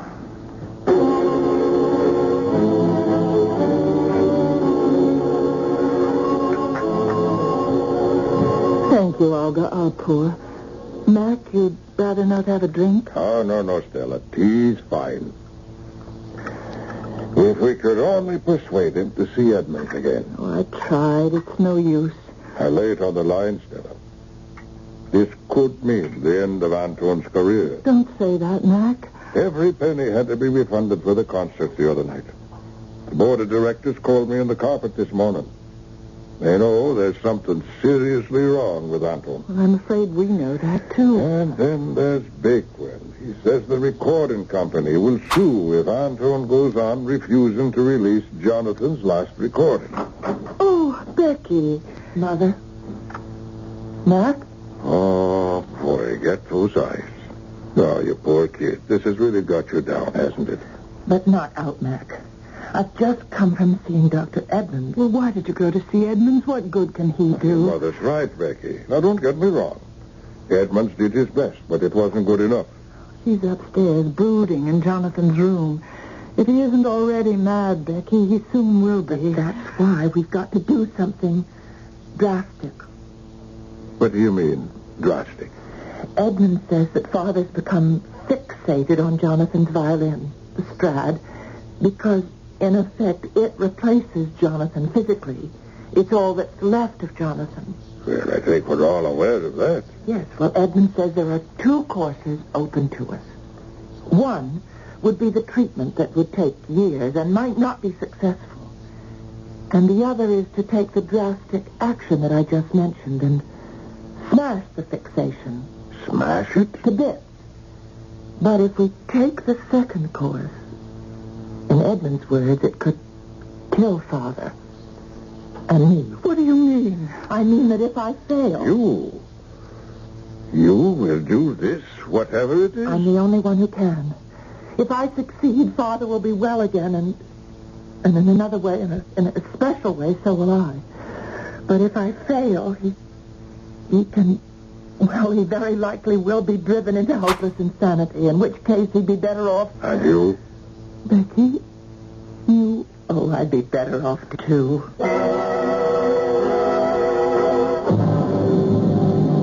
And no one played the Tchaikovsky the way Jonathan did. No one ever could. Genius. Sheer genius. Mac, you heard him, and you, Stella. Anton, eat your dinner. It's getting cold. All more wine, please. You're drinking, too. And even practicing. Why, when he practiced up there in the studio, I would listen for hours on end. Such sweetness of intonation, such delicacy of fingering and bowing, and why, I can hear that now. So clearly, so sweetly, I would almost swear he was in the studio now, practicing this very minute, practicing. I enjoyed his practice, too. Why, it was a privilege to hear him, Anton. You know, if I shut my eyes, I believe I could almost hear him. Anton? I do hear him. What? No, listen. I hear nothing. I do. Oh, no, Anton. I hear him. He's come back. His spirit came back. The studio. He's there now. Jonathan. Jonathan. Please, God, make it work.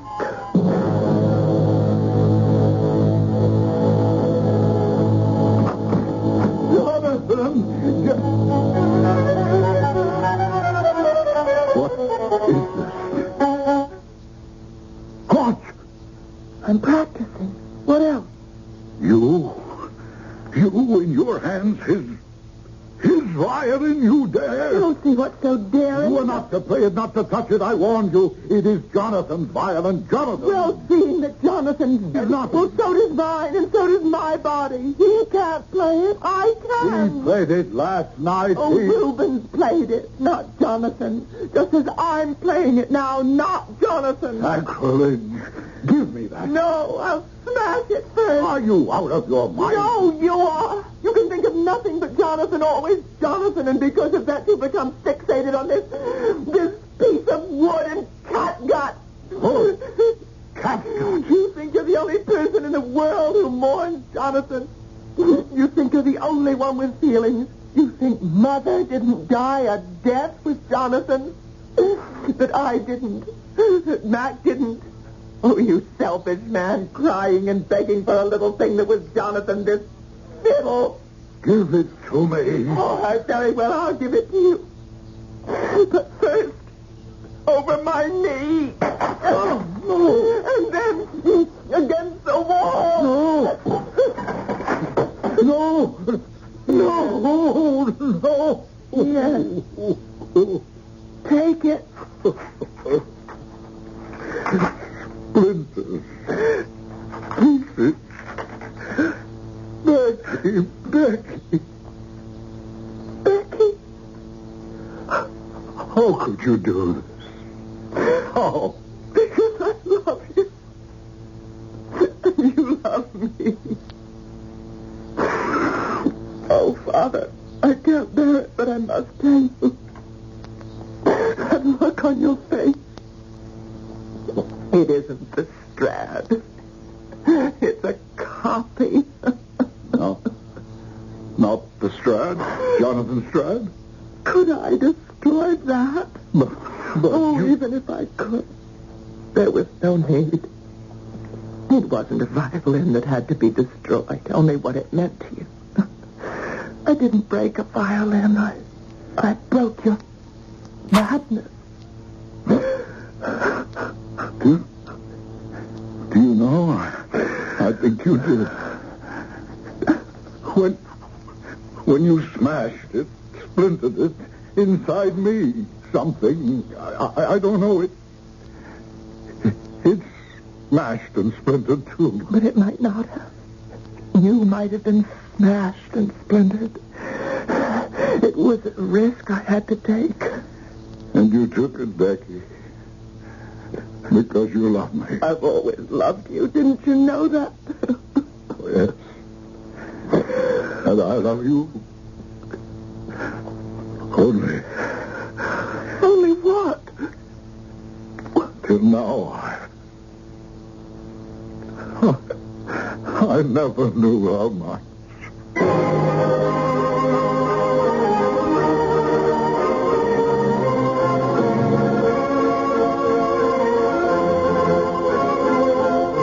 They say that when something is broken and mended, it is stronger than ever before. Does that apply to the human heart, do you suppose? I don't know about yours, but my heart's been broken more than once, and I'm still around. Well, my heart may not be stronger, but it's a lot wiser. Yours, too? I'll be back in a moment. I want that sinus medicine. Headache tablets? No, sinus medicine. Sinus tablets. Helps the headache and the pressure. Oh, you mean sign-off. Exactly. Headache pain is one thing. A sinus headache is something else.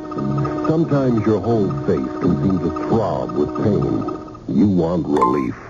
Take Sign-Off tablets. Sineoff, the sinus medicine that gives you a full dose of pure aspirin plus a sinus drainer.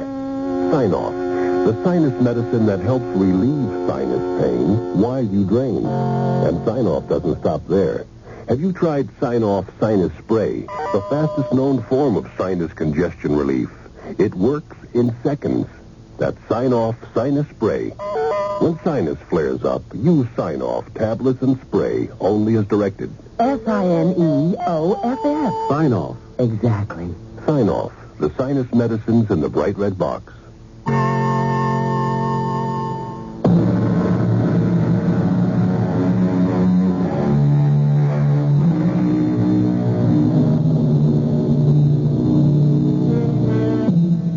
Speaking of wiser hearts, as we were, Anton Stearns is much wiser. One thing Anton learned after a long chat with Dr. Edmonds was to tell someone of the love within him. Honestly, we just don't do it enough, none of us. Our cast included Ian Martin, Marion Seldes, Carol Teitel, and Lon Clark. The entire production was under the direction of Hyman Brown. And now, a preview of our next tale. I can't understand why you keep asking people to take you away with them, Lucas. I think you ought to make up your mind to get out of here, Mr. Alberton, not just so as you can take me with you, but for your own good. Maybe they'll still let you go. Let us go? Well, let us go if we want to go. I sure hope so. We could still leave tonight. There's a chance to get away after dark than in the daytime. Now, look, you're going to have to explain that, Lucas. If you want us to take you away with us in case we go, well, you're going to have to tell us what is going on here. Well, they're all, you know, not me. I don't think. But all the rest of them as can be. Been for years. Radio Mystery Theater was sponsored in part by Buick Motor Division. This is E.G. Marshall inviting you to return to our Mystery Theater for another adventure in the macabre. Until next time, pleasant dreams.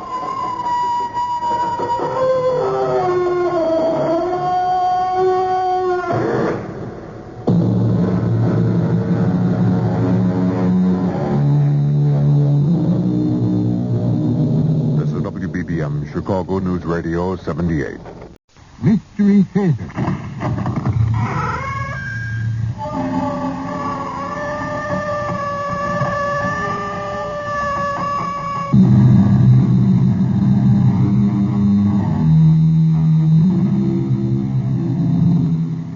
Come in. Welcome. I'm E.G. Marshall.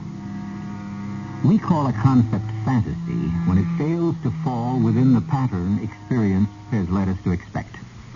Fantasy, then, is unnatural, supernatural, if you like, because the road it takes is heretofore untraveled. Considered in that light, this adventure of Ralph and Wilma Albertsons is fantasy. Ralph and Wilma have had their fill of the city's turmoil. Some years ahead of the customary retirement age, Ralph is leaving his post at the university as professor of American history to write a book on the development of the New England states. He and his wife are about to depart on a meandering tour of New England in search of a home in which he may work congenially. Ralph, will you come and sit on this suitcase so I can get it close? Well, if you didn't feel you had to take a lifetime supply of everything... A little harder. Phew. If you'd make up your mind where you want to go, I'd know what to pack. Don't you have any idea where you want to end up? Well, we'll travel the back roads, move, and when and where whimsy directs. Well, that's all very well, but where are we going to get to? Some backwater town where they still think the world is flat if I have my way. What you're looking for is a ghost town. Well, if the ghosts are quiet and mind their own business, why not?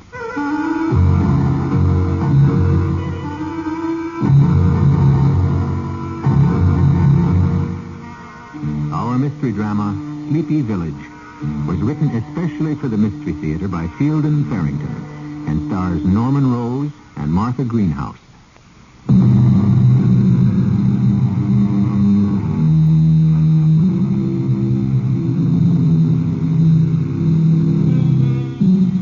There are few places in the world better designed to encourage wanderlust than the northeastern section of the United States, especially in early autumn. Ralph and Wilma, half forgetting the real object of their quest, find themselves at mid-morning in the mountainous wonderland of Vermont. I can taste the color, Ralph. Can you imagine this country before the white man got his gadget-building hands on it? Well, there haven't been any gadget-building hands messing around with this section much. If they hadn't put a little blacktop on this road, I'd still call it a wagon track. Cow path before that, more likely. Do you expect to find a town on this road? I don't know, but I do. Hey, we just have to stop the car. If there's a town around here, we don't want to miss it. Well, I'll back up. Now, what's it say? It's half hidden behind that bush. Sleepy Village. Population 364. I'd call that small enough, at least.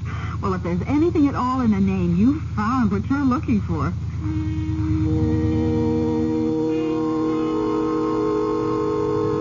Can't call it a ghost town. It's got people in it. I saw at least 3 men hanging around outside the barber shop. Oh, yes, and they saw us, too. I think it's just about the most beautiful little town I've ever seen. Well, now, I remind you that you said that. Wow, that must be the town hall. You know, I don't see a real estate office. Are you serious? It's a perfect little gem of a town, Ralph. Let's park and ask somebody. The town's only about 4 blocks long. I'll wait here. You go ask one of those men in front of the barber shop. Okay. You know, you look like an awful city slicker. I am a city slicker.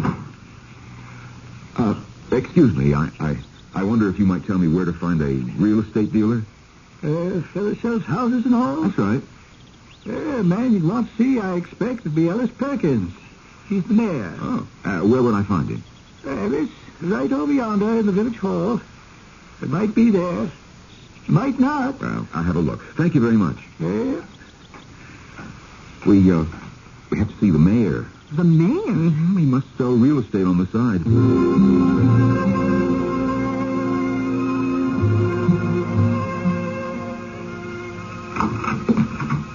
Mr. Perkins? Yes, come right in. Oh, thank you. There wasn't any receptionist outside. Oh, never felt the need for one, really. People just walk in and out. My name's Ellis Perkins. Well, I'm Ralph Albertson, Mr. Perkins, and this is Mrs. Albertson. How do you do? I am pleased to meet you. Sit down, please sit down. You wouldn't believe how rare a stranger is. Yeah, well, I'll get right to the point, Mr. Perkins. We've been looking for a place like this, a quiet little place, you know, to settle down in, permanently. Have you now? Well, there is a house available, just one. You quite sure that you want to be this far removed from worldly things? That's exactly what we do want. Yes. Peace and quiet. I find the city lately just too much for me. I see. Do you feel the same way about it, Mrs. Albertson? Oh, why, yes. Not as strongly as my husband, perhaps, but now I've seen your town. Well, good. Well, it's just about lunchtime. Oh, well, if you have an engagement... No. Nothing of the sort. You can come to my house and have lunch with me, of course. Oh, no, really? We couldn't impose on you. We'll get a bite somewhere and meet you later. No, I won't hear of it. You're coming home with me. We'll enjoy a good country lunch.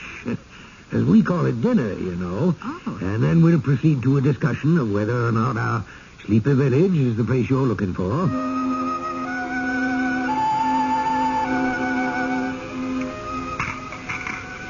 Oh, dear. I may not eat again for days.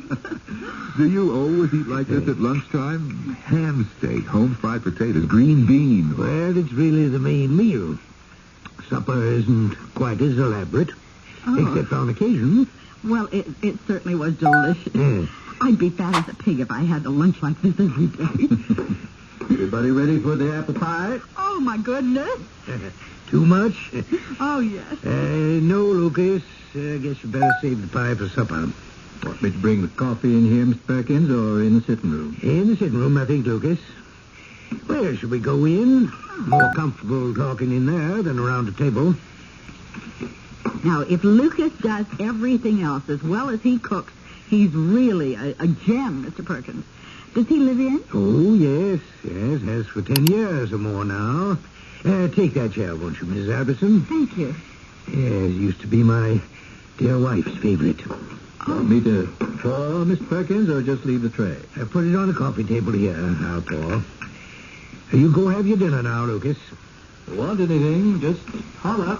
Yes. Lucas is the only family I have since my wife passed over. He gets restless sometimes, talks about leaving me, but I don't think he ever will. I don't know what I'd do if he did. Cream and sugar, both of you? Real cream? No, thanks. We'd both take it black. What a pity. Well, now, let's get down to the business of finding out whether or not you and Sleepy Village would suit each other. Well, the town suits me fine. We'll have to look at the house, of course. Oh, yes, of course. What is your profession, Mr. Albertson? I was a college professor, American history. Oh. But I decided to leave that and, well, work on a book I've had in mind. Good, very good. The village could use a good historian. Interesting history this place has. You'd be fascinated. Yes, I can imagine. Lucas makes good coffee, too. Well, now, I don't mean to pry, but are you people who have a great many friends? That is, to whom old friends are terribly important? Well, we have an average number of friends, I suppose, although I can't see what... Well, living in an isolated place like this might be... Well, if we miss them, we'll ask them to come and see us. Yes. But you are looking for a place where you can get away from people, and I assume that includes friends as well as strangers. Mr. Perkins, I don't understand what difference all this makes to you. Oh, I'm sorry. I hope I haven't offended you. It's a very small village, Miss Albertson, and, well, the relationships are very close. Intimate, you might say. We find we have to make sure we're getting the sort of people who will blend. Oh, I see. A sort of gentleman's agreement. Is that what you mean? Oh, no. Nothing like that at all, no. Nothing whatever. It's just, well, now, how can I make you understand? It's just that comings and goings upset our people terribly. We can't have people moving in and then just packing up and moving out again. It's, well, that's quite impossible. I think perhaps the best plan would be not to move in the first place. Oh, dear. I've done this very badly. I've given you the wrong impression altogether. Ralph, don't you think... Well, it's such a sweet little place, and maybe the reason we like it so much is that Mr. Perkins does make sure he has the right people before going on with it. Not just anybody would fit in here. You have to admit that. Would it help, Mr. Albertson, if I said I'd be very happy indeed to have you and Mrs. Albertson come and live in our community? There. You see, Ralph? Well, all right, at least we'll look at the house. Splendid. Well, I'll go and make the arrangements right now. Before you have a chance to change your minds. I'd just like to make a phone call, if you'll excuse me. Please help yourself to more coffee. Wilma, didn't you think that was a bit much? Well, except he's right. A little village like this is quite a different proposition from a big city. It wouldn't be a good thing for either the villagers or us if we moved in and then all hated each other. I suppose not, but it's very strange all the same. Oh, Lucas, I was just telling Mr. Perkins the coffee's up to your standard. Very good. May I speak to you in confidence? What? Well, yes, of course. Have you decided to stay? Well, nothing's been settled yet. Mr. Perkins is making arrangements now for us to see the house.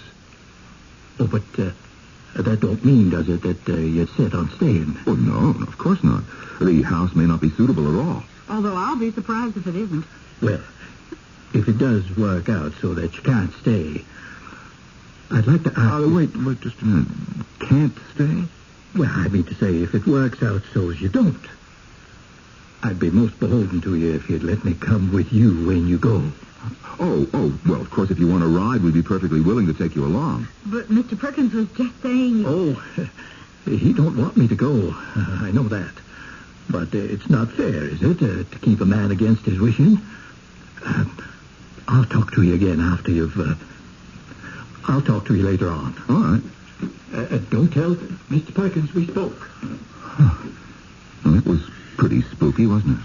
Yeah, I think Lucas has been watching too many late movies. This whole setup seems...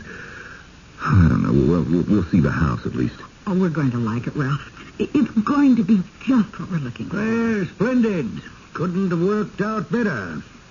Oh, I know you're going to love it here. Mr. Perkins, when can we see the house? In due time. What do you mean in due time? Well, what I arranged for just now on the phone was for you to meet the village fathers. It was a lucky thing. They're having a meeting anyway this afternoon on another matter, and... Why should we meet the village fathers? Oh, didn't I mention it? Well, you'll have to appear before the village fathers before you can consider settling in Sleepy Village.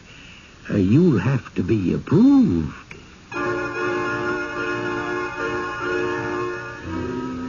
If a man wants to buy a house in a town that he finds attractive, if he has the money to pay for it, even if one house comprises the entire market, doesn't it seem odd to ask him to appear before the town's governing body and establish his worthiness? But Sleepy Village is a place of many, many odd characteristics. We'll encounter more of them when I return shortly with Act 2.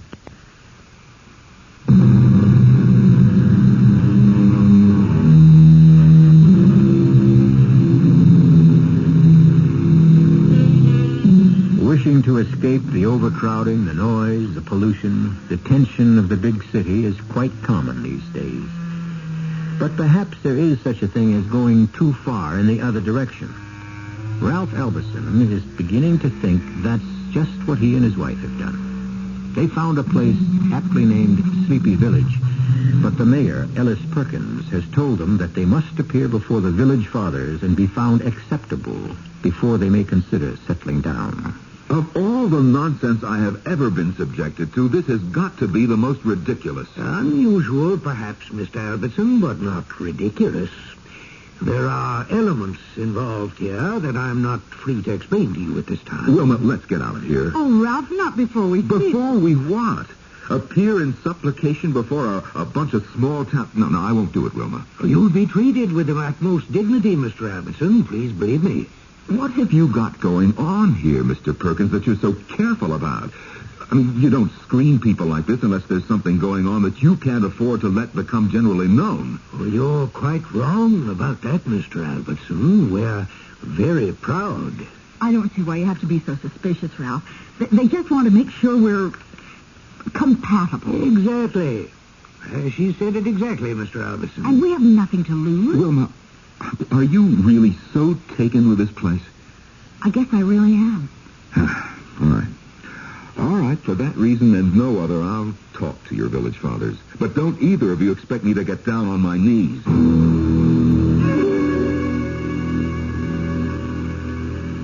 Meeting starts promptly at 3:30. Oh, Ralph, surely you don't think... I think we're damn fools for having any part of this, if you really want to know what I think. Mr. Perkins. Yes, Lucas? They're on the telephone. Wants to talk to you. I didn't hear the phone ring. Who is it? Wouldn't tell me his name. Just said it was almighty important. I told him I'd tell you that. Oh, dear. I mustn't be late for the meeting. Well, I won't be a minute. Wasn't no call on the telephone, you know. I just told him there was. Lucas, why did you do that? Want to have a word with you. You ain't really figuring to stay in Sleepy Village, are you? Well, we're going to see the village fathers. We don't know yet whether we're going to stay or not. Well, I wouldn't. Indeed, I wouldn't, Mr. Albertson, if I was you. Why not, Lucas? Lots of reasons. Well, if it turns out you don't have to stay, you promised to take me away with you, remember? What do you mean, if we don't have to stay? Well, it works out sometimes. Oh, here he comes. I better get... Lucas, there wasn't anybody on that phone. There wasn't? No, there wasn't. There was when I talked to him. That's all I know. Well, no time to worry about that now. Are you ready to go? As ready as I'll get, I guess.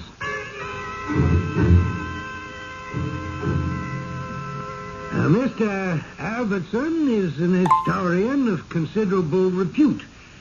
Now, as you all know, the village records have been gathering dust in the archives for too long. Sleepy Village has a proud past. I have no doubt whatever that Mr. Albertson could be prevailed upon to go through those records and put them in order and set them down in readable form for all to enjoy. I feel no hesitation whatever in recommending them wholeheartedly as future citizens of Sleepy Village. I never heard of such a thing. I just never in my whole life heard of such a crazy thing. Well, it did seem... Well, I thought it was sort of funny. Funny? Ralph, why don't you just sit down and relax, okay? Oh, I'm sorry, Wilma. No reason why I should take it out on you. Well, it is sort of out of proportion. I admit that. But then there can't be many places like this left in the whole world, do you think? The way things are today. And to keep it this way, I guess they'd have to protect themselves. Otherwise, it would be just like any other small town. Well, I don't like to be interrogated. Congratulations! Oh, I am so pleased. They've accepted you unanimously, not one single objection. Well, I can't remember the last time that happened. Okay, so can we go and see the house now and get that over with? What? Oh, the house. Well, now, don't worry about that. I think this calls for a celebration first, don't you? No, I honestly don't, if you want my opinion. Now, what we better do is take a look at the house and then do something about finding a place to spend the night. Now. I'm not going to listen to any arguments about it. You're just going to have to leave everything to me. Well, you have to say one thing for this town. It's not short on hospitality.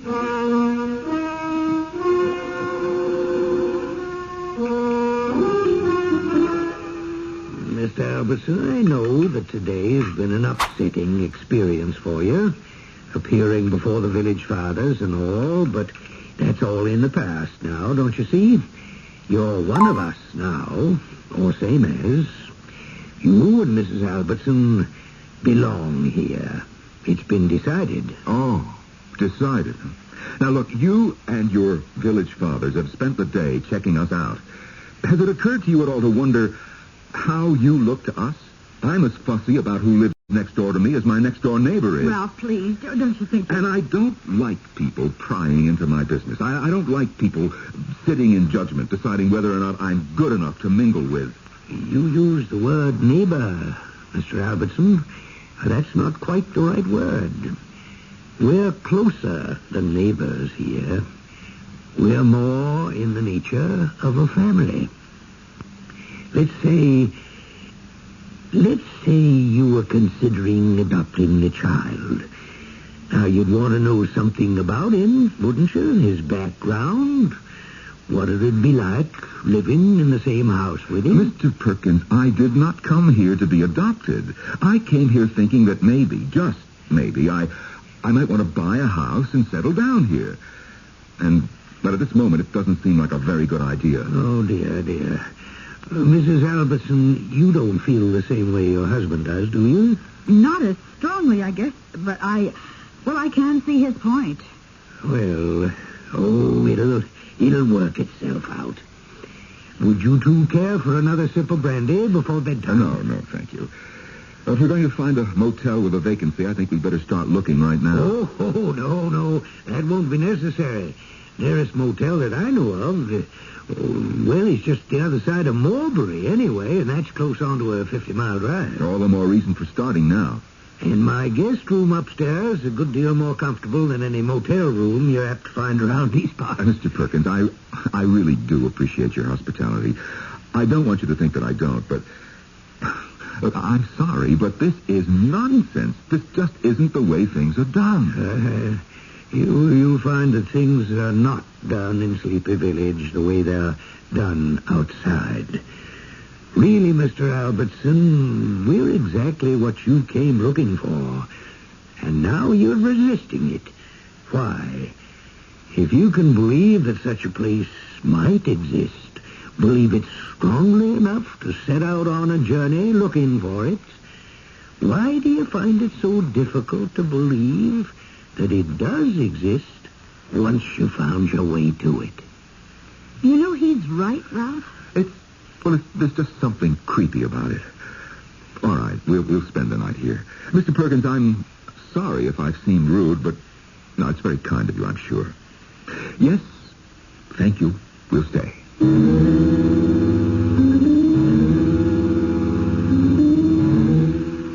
Lucas? Oh, Lucas? Yes, Mr. Perkins. I was just about to go on upstairs to bed. Come in here for a minute, please, will you? I want to talk to you. Oh, sit down, will you? You don't have to act like a servant. Well, as long as I am one, reckon I might as well act like one. Lucas, you're not planning to do anything foolish, are you? I don't know what you mean, Mr. Perkins. You remember the Collinses? The night they spent here before they moved into the old Bradley place? Oh. And I wouldn't want a repetition of that. The Albertsons have seen the village fathers and been accepted. It's all settled.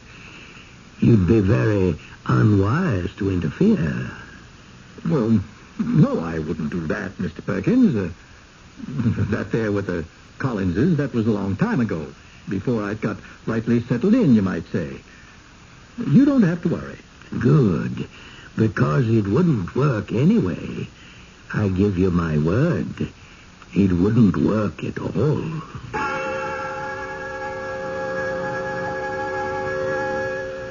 Wilma, I suppose you think I've overreacted, but this is the damnedest thing I ever heard of. Yes, but it's kind of sweet. Don't you think, Ralph? I might think so, yes, if it weren't for the village fathers and their interrogation. I didn't like that, Wilma. No, but once we're part of the village... I still won't like it. I'm not at all sure yet that we're going to be part of the village. I have a feeling, though. No, there's more to this than old Perkins has told us. There's some kind of a catch. I get a wrong feeling. What was that? House settling. Or somebody knocking at the door. Somebody knocking? Yeah, let's see who it is. Oh, yes, Lucas. I have to talk to you. Well, we're all ready for bed. Can't I wait until morning? Oh, I got to get it settled tonight, Mr. Albertson. If I can, I got to. Can I come in and shut the door? It's okay, Ralph. Okay. All right. What is it, Lucas? You folks don't really want to stay in this place, do you? Well, we haven't decided yet. We haven't seen the house. We like the town, all right. But, of course, we can't decide anything definite until we've seen the house. House ain't got nothing to do with it, Mrs. Albertson. Nothing whatsoever. Of course it has. We'd be living there. Lucas, do you have something to tell us? Is there something about this place that we ought to know before we make up our minds? It sure shooting is. But I don't know if you're going to believe me when I tell you. The Collinses didn't. Collinses? Last folks come looking for a house to live in here before you. It's been 8-10 years now. 8 or 10 years since anybody's been here asking about a house? Out of the way place, this. More than you know. You don't just stumble onto Sleepy Village. You got to be, I don't know, led, I guess. I told the Collinses that, but they wouldn't believe me. No, wait a minute, Lucas. Led by whom? Well, I couldn't say. I asked the Collinses to take me away with them, too, but they didn't go. They stayed. Still here. Always will be now, of course. I can't understand why you keep asking people to take you away with them, Lucas. I mean, if you want to leave Sleepy Village, why don't you just leave? Oh, no. Wait, it wouldn't work. It wouldn't if I tried it all by myself. I think you ought to make up your mind to get out of here, Mr. Albertson, not just so as you can take me with you, but for your own good. Maybe they'll still let you go. Let us go? Well, let us go if we want to go. I sure hope so. We could still leave tonight. Better chance to get away after dark than in the daytime. Now, look, you're going to have to explain that, Lucas. If you want us to take you away with us in case we go, well, you're going to have to tell us what is going on here. Well, they're all, not me. I don't think. But all the rest of them as can be. Been for years. A village full of people. People who walk the streets, speak with a down east accent, overeat at dinner time, quarrel, behave, in other words, as we expect living people to behave. Well, to clear that one up, it would be necessary to define death, which would involve defining life. Would you care to try? Perhaps the definitions will be forthcoming when I return shortly with Act 3.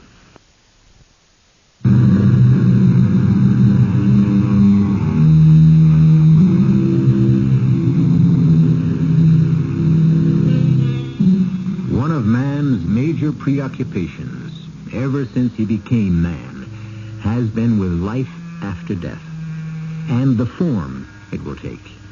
That it will take some form, he must believe, for the mortal span is too brief to be acceptable as the entire package. He delves, and seeks, and pries, and sometimes, at strange moments snatched from the commonplace, he seems to get a glimpse.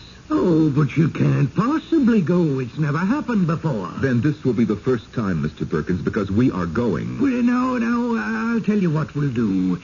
We'll go and have a look at your house and then come back here and discuss it over a good, hearty breakfast. How does that strike you? Well, frankly, it leaves me cold. We'll get our breakfast along the road somewhere. Oh, dear. Mrs. Albertson. I have to agree with my husband. It seems a shame, but I don't see how we could possibly be happy here. Not that I believe what Lucas says for a minute, but... What does Lucas say?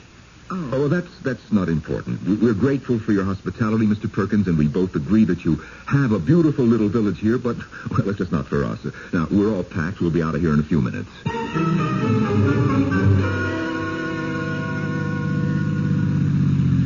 Oh, it's going to be hard. Hard to find another place we like as much. You'll never find one that's spooky, if that's what you mean. Ralph? Yes? Do you believe what Lucas says? Well, that everybody in town is dead? What's that up ahead? I can't tell. It looks like a tree across the road or a telephone pole, maybe. There's a man there. See? Off to the right. Oh, good. The two of us ought to be able to clear that thing off the road without too much trouble. Ralph, he's got a gun. What the hell? Can't get through this way, mister. Sure we can. The two of us can move that log. Ain't nobody moving the log or driving through. Better just turn back. Only thing you can do. Let's turn around, Ralph. The way he's holding that gun... Hey, what is this, a roadblock? Are you trying to force us to turn back? Got this shotgun here, Mr. Albertson. Sure hope I don't have to use it.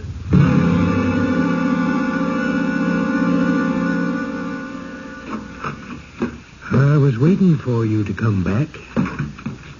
Well, Now, do sit down. I know you're angry. Angry? You don't know about half of it. Oh, dear, dear, dear. Well, I intend to explain everything. You mentioned earlier that Lucas told you something, Mrs. Albertson.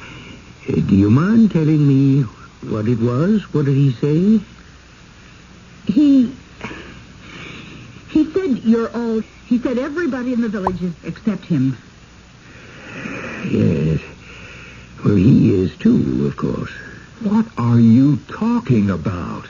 Oh, it's quite true. We're all changed over. We're all, if you want to use that word, although, as you can see, it isn't accurate. We've finished with the life you're experiencing now and gone on to the next. Oh, cut it out, Perkins. Ralph, you wanted him to explain? Thank you, Mrs. Albertson. It isn't an easy thing to give credence to in the beginning, I know. Continued existence after what you think of as death is as natural as your having been born in the first place. People are not simply extinguished when they finish the first phase. Well, I'm sorry, Mr. Perkins, but I just don't buy it. Why would you want us to settle in your village? We're not two living persons in a village full of people. Why? A sleepy village is not the place you drive to. It's a place you think yourself into when you're sufficiently repelled by the society, the circumstances, which is to say the life in which you find yourself trapped. Then you find your way to Sleepy Village. And once you've done that, you become candidates for residence. Then what you mean is Candidates for death. Is that what you're trying to tell us? Well, now, it isn't death as you think of it, Mr. Albertson. You'll have to change over, yes, but you'll hardly notice it. Is as I see it, no matter what comes after. The very fact that you found us, found your way to our village, implies a natural readiness for the change. It's, well, don't you understand that it's more than half done already? You're here. That says all that needs to be said. Mr. Perkins, I think I'd like to be alone with my wife for a while, if you don't mind. Will you come with me, Wilma? A remarkable thing is about to happen to us, and we need to make ourselves ready. Yes, that's very good. Well, I'm not ready. I won't be ready. You know, I don't understand you at all, Ralph. Why do you suddenly... No, please, Wilma. We want to make the change gracefully, don't we? We need to prepare ourselves.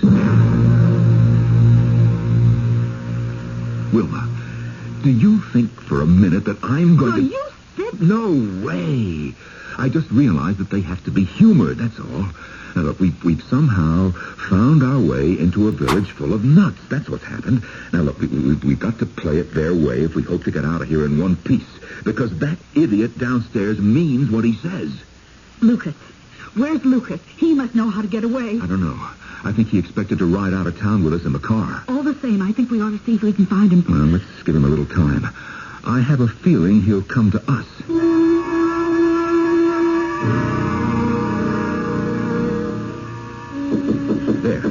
There, that'll be Lucas. Lucas, come in. Where is Perkins? Went out a while back. I waited a few minutes before I come up just to make sure he wasn't still snooping around. I expect he's making the arrangements about you folks right this minute. Arrangements? Well, you know, they won't want to waste any more time than they have to. Well, you folks been cutting up. Lucas, can you get us out of here? I think I can sneak us out all right. Ain't gonna be easy, though. Lucas, if you knew the roads would be blocked, then you weren't expecting just to ride out of town with us in the car, were you? Might have yesterday. Hid in the trunk or somewheres. Well, if it's just a matter of walking out, not going by car, why haven't you done it long ago? Why wait for somebody to take you. It's a funny thing. I've gone as far as the village line 100 times or more. But I just don't seem to be able to push my way across it somehow, standing there all by myself. I can't say why. Well, what makes you think it would be any easier if we were with you? I always figured if I had somebody there with me, holding my hand, as you might say, I could make her. Never do it without, I know that. All right. Can we leave now? Have to leave your car behind and your suitcases and them things. Well, we'll come back for them. I intend to come back here with the police and clean this place out. Yep. Well, I wouldn't count on it if I were you.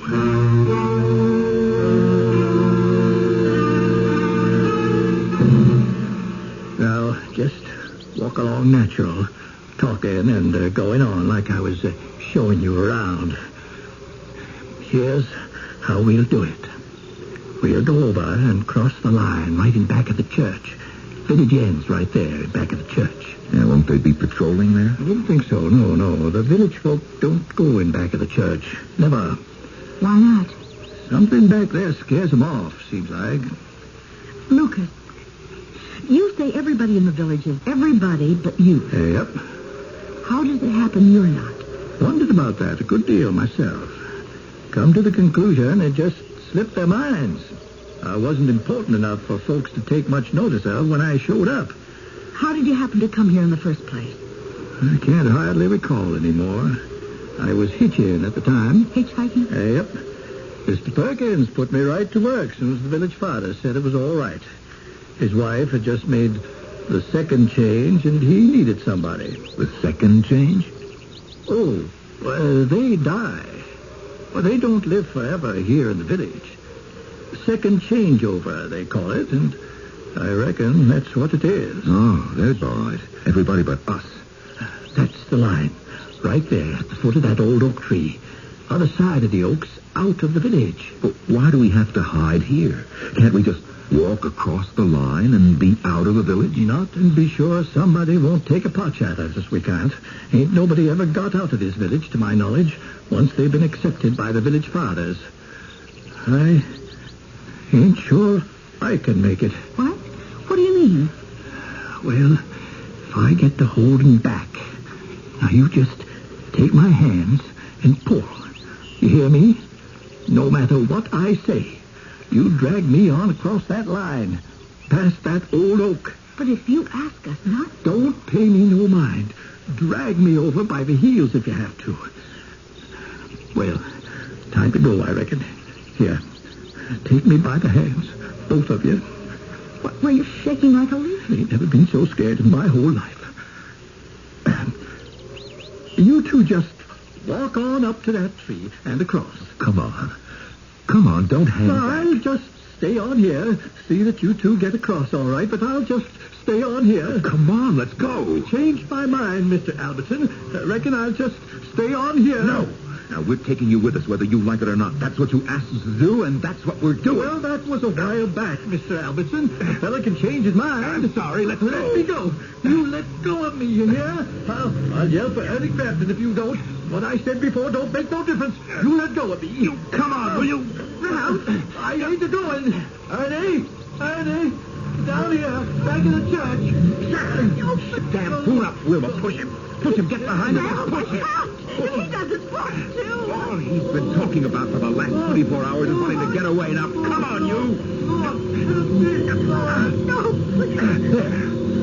There. We're out of their miserable village. We're across the line, Lucas. Lucas. Ralph.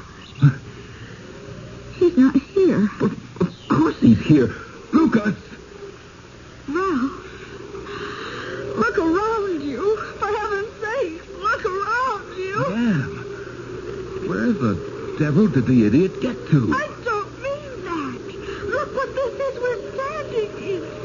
Just a minute ago, it was a vacant field, and now... Oh! It's just a... Oh. It's a graveyard. I didn't notice it before. It wasn't here before.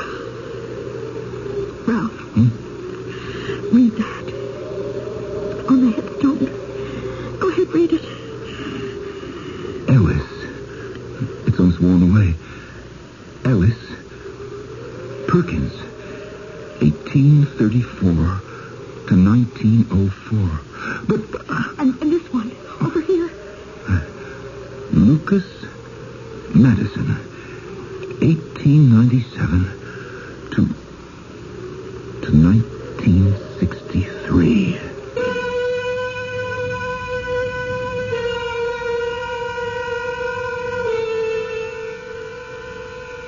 Ellis Perkins died in 1904, and Lucas Madison in 1963.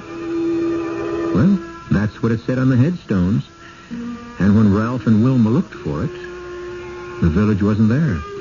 They found nothing but wasteland and an old church, crumbling from age and disrepair. I'll be back shortly.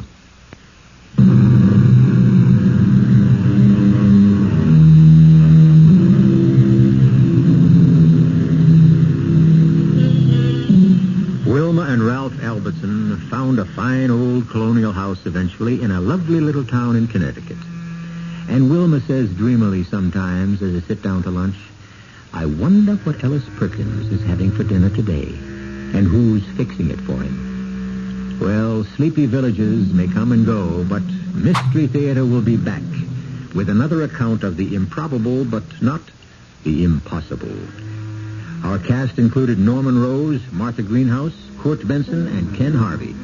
The entire production was under the direction of Hyman Brown. This is E.G. Marshall inviting you to return to our Mystery Theater for another adventure in the macabre. Until next time, pleasant dreams.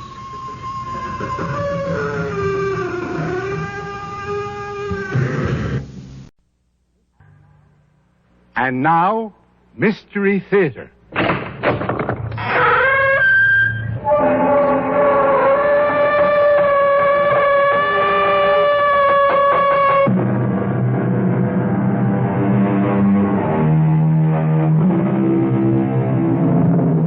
Come in. Welcome. I'm E.G. Marshall. Now, what do you think of when you hear someone say, the spirit of 76? Fifes and drums? The Battle of Bunker Hill? Valley Forge? Most likely. But what isn't too well known is the fact that there was a spirit in 76. A spirit. A ghost. A demon. Indeed, a fearful apparition to whom all of us owe an almost incomprehensible debt. Because had we not been able to secure the good offices of this frightful phantom at precisely the right moment, well, we might still be subjects of his, I should say, her Royal Majesty. Jabez Follansby, this court-martial has found you guilty of spying for the enemies of your sovereign, King George III. But, General, I just been trying to fight for freedom. It is the sentence of this court that you be hanged by the neck until... General, I don't think he's going to stand for it. Well, you don't think who is going to stand for it? Windandingo, that's who. He's the old Indian spirit of justice. And these are his holy and sacred stamping grounds. He isn't going to let you hang me. Oh, indeed. And how does this alleged spirit of yours propose to interfere with His Majesty's justice? Oh, he'll think of something. Well, he better think quickly. Sergeant, march the prisoner to the nearest suitable tree.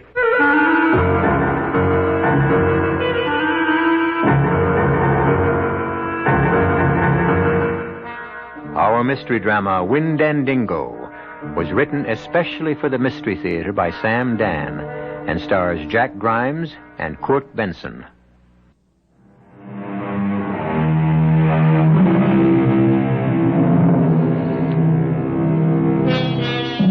"1777 was hardly a vintage year for the American Revolution. We were losing. The British appeared to be so strong, so well organized, so wealthy, while we seemed so weak, so disrupted, so poverty-stricken.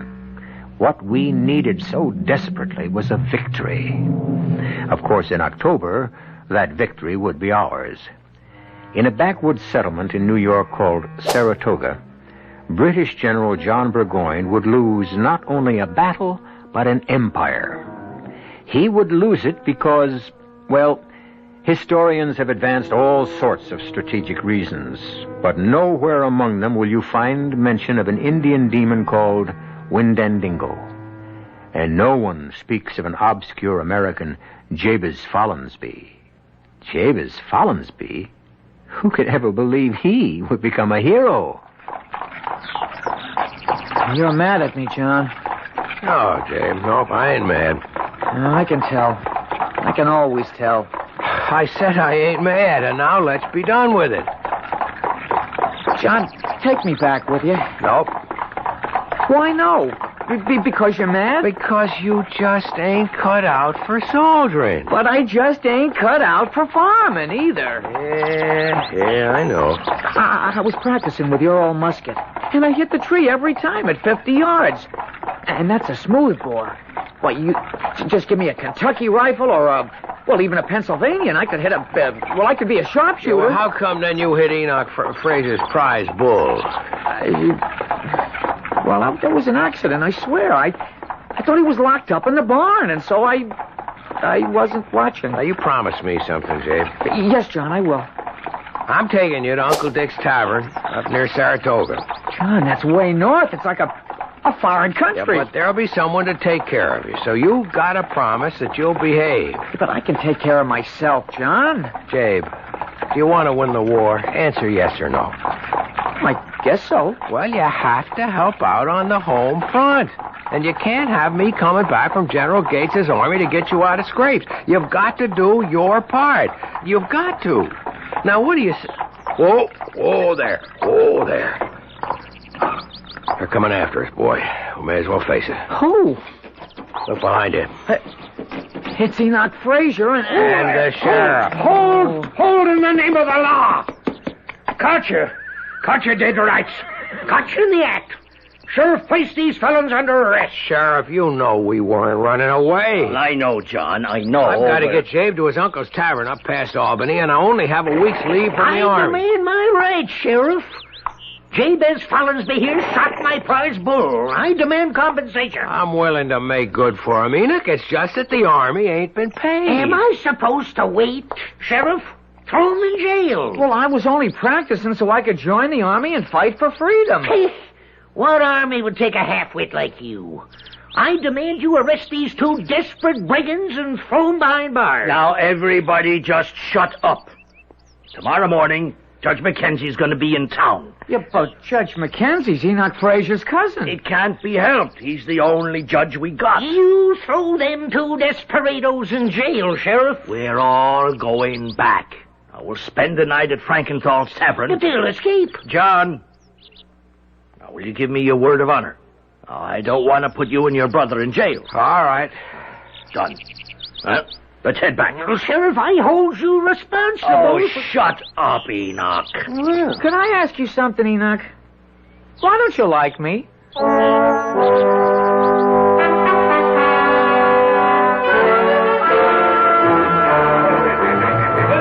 What'll I do to us, John? I don't know. But you're a captain in General Gates's army. That should mean something. Yeah, I guess it would mean a lot more if we were winning. John, you mean we ain't gonna win? Well, we gotta win. We just gotta. We're fighting for freedom. Tell me we're gonna win. Well, yeah, we're gonna win, I guess, but it's gonna take a whole lot longer than most folks think.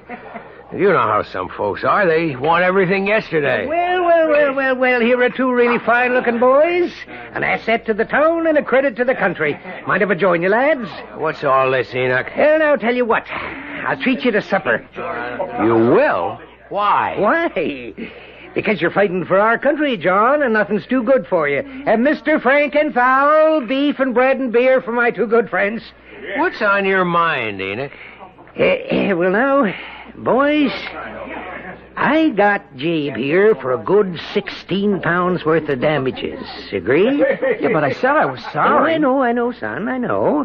That's why I'm willing to offer John a proposition, a confidential proposition. Yeah. John, you and me, we're men of the world. Is that a fact? You're talking. Well, now, it ain't our fight, John. Them Southerners want the land in the Ohio Territory. The merchants are looking to get more for their goods. The rabble-rousers are out to have a good time. What's all this to do with law-abiding New York farmers like us? Enoch, I don't want to hear any more. Now, sit her down, Mr. Frankenthal, and make sure them plates are kept full. Well, now, as I was saying... I said I don't want to hear no more. Well, that ain't like you, John. You was always a prudent man. Prudent, that is, till you get swept up in this rebellion hip-hip hooray. Well, it gave a bunch of high-spirited boys a chance to play soldier. Dave, don't you eat another bite. Well, is something wrong with the bread of treason. Maybe you did win a couple of skirmishes against some poor, scared, imported German farm boys in red coats, but... Oh, that evil spirit has caught hold of Enoch. But now the British are sending in trained and seasoned regulars. General Burgoyne is marching down from Canada. General Howe's marching up from New York City. You'll be cut in half, caught in a trap. That's how you see it. A prudent man thinks of the future.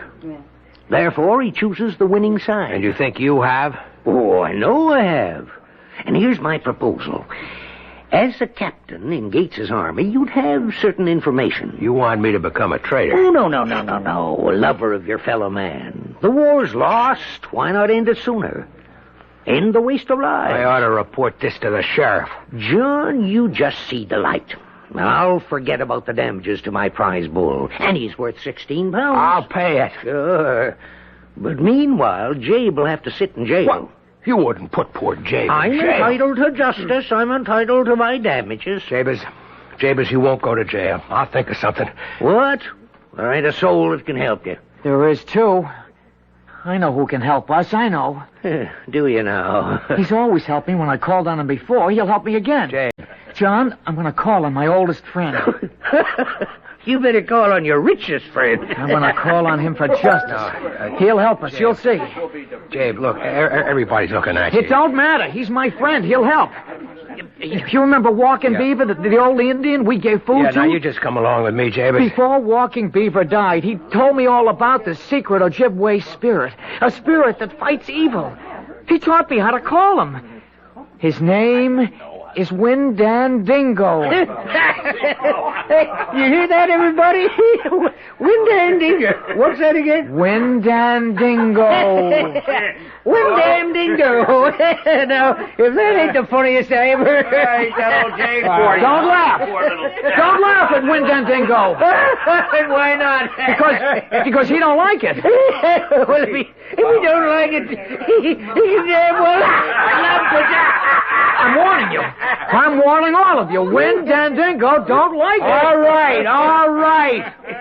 The joke's over. Any man here who laughs at my brother has to settle with me. Hold on, everybody. We don't want no fighting. Now, John, you just take Jabe upstairs and put him to bed. But, Sheriff, I don't want anything to happen to Enoch. Nothing's gonna happen to nobody. But Enoch Fraser has got to say he's sorry to Windandingo. He's got to say it. Hey, John, you better get him upstairs.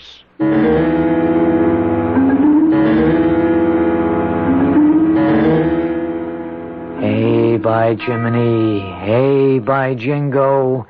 I know your name. It's Windandingo. Fang of a wolf and an eagle's wing. I say your name is Windandingo. Hey, who are you talking to, Jabe? Yeah, but nobody, John. Nobody at all. Yes, you were. That's why I woke up. I heard you say something.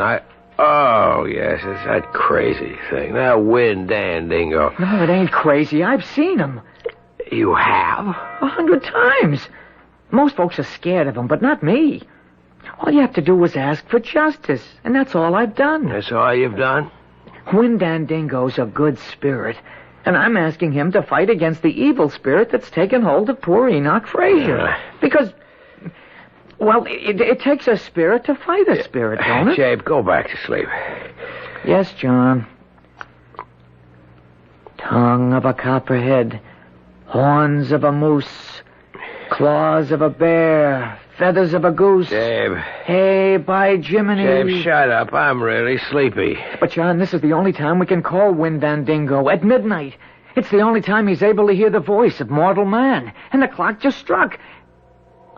Listen. He's here. That's his voice. Jabe, that's just an ego way off. Listen. Will you go back to sleep? Who's that? Sounds like Enoch Fraser. Get him out of here. He's come to kill me. Enoch must be having a nightmare. Don't let him. Let me go. Let go. Oh, Enoch does drink an awful lot. Don't kill me. No, it's Windandingo, all right. Don't. And justice is being done. What? I didn't think Enoch's crimes were that serious.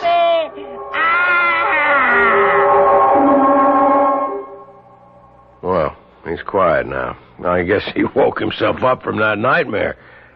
No, he didn't wake up. That's enough, Jabe. I need my sleep. And he brought it on himself.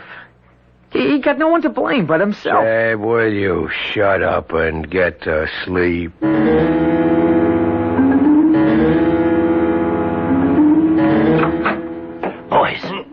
Boys, get up. Wake up. Come up, Sheriff. John. What is it? Boys, What? you got to leave. What's wrong? Shh. Don't let no one hear. Get out of here as fast as your legs will take you and as far as your horse can go. Why? Enoch Fraser he's murdered. But who killed him? Who? Why, Jabez. Who else?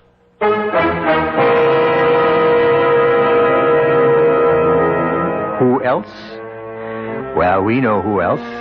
Or perhaps we think we know. It was Windandingo, the ancient Indian spirit. Or was it? The fact is, we know Jabez wasn't there while the deed was being done. But our knowing cannot help Jabez. After all, none of us will be able to appear as a witness. However, I shall appear again in just a few moments with Act 2.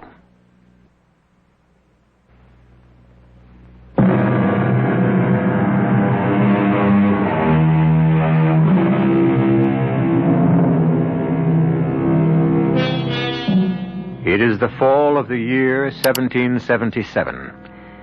We're about a month away from the great victory at Saratoga that will turn the tide. And one of the principal characters who will decide the fate of the revolution is now deep in trouble in a little Hudson River town. His name is Jabez Follansbee, the same Jabez we met earlier. Impossible. How could Jabez be the principal character in anything? Well, don't sell our Jabez short. He has a great many hidden facets. Nah, Sheriff, you know Jabe couldn't kill anybody. I know, but it don't look good. Jabe, did you kill Enoch? No, John, I never killed anybody. And he don't lie, Sheriff. Except maybe that prize bull of Enoch's. Look, boys, everybody heard Jabez threaten Enoch with this Windandingo. No, Windandingo. Well, whatever. And that was the name Enoch was screaming. You know how some folks are. They'll claim Jabe was guilty of witchcraft. It's no witchcraft, just Windandingo bringing justice. Sheriff, Enoch ate and drank like a pig. He had a nightmare and he died of indigestion. Well, now, I'm sure that point of view will be considered at such time as cooler heads will prevail. But that time sure ain't gonna be tomorrow morning. Now, you two better be on your way faster than lightning.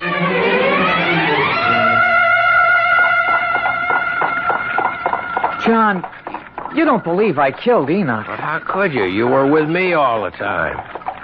Well, you could believe I had Windandingo do it. I don't believe anything of the kind. I didn't ask Windandingo to kill Enoch. All I asked for was justice. Sure. And it was justice Windandingo gave him, that's all. There. Now, before we go inside, now you promise me that you will do as Uncle Dick and Aunt Martha say. You'll keep out of scrapes. You won't fire guns. John, can't you take me with you? If you come with me, you'll have to kill people. Now, could you do that, Jabe? Could you shoot a man? No. I still have bad dreams about that bull. Aunt Martha! Why, it's John and Hello, Jabez. Aunt Martha. Boys, meet my nephews. The taller one's a captain with Gates's army. And the other one, he's come to help me. Both of you, come right over here. Well, look at the two of you, how you've grown. Oh, Jabe. How's Uncle Dick, Morton?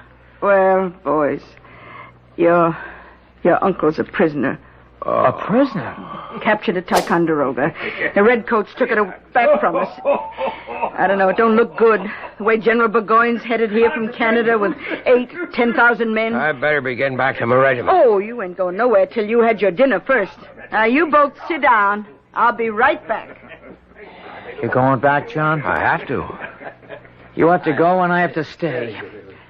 You'll be fighting for freedom and I'll be doing nothing. You'll be doing your part, helping out here. John, this war, it's the biggest thing that'll ever happen while I'm alive, and I'll have done nothing. Don't say that. Who knows? You could wind up being a hero. Oh, yeah. I mean it. Yeah, by sweeping out a town? By being ready. Being ready for what? For whatever fate has in store. Well, I look at myself, and you know what I say? I say, Jabez Follansbee, fate has got absolutely nothing in store for you.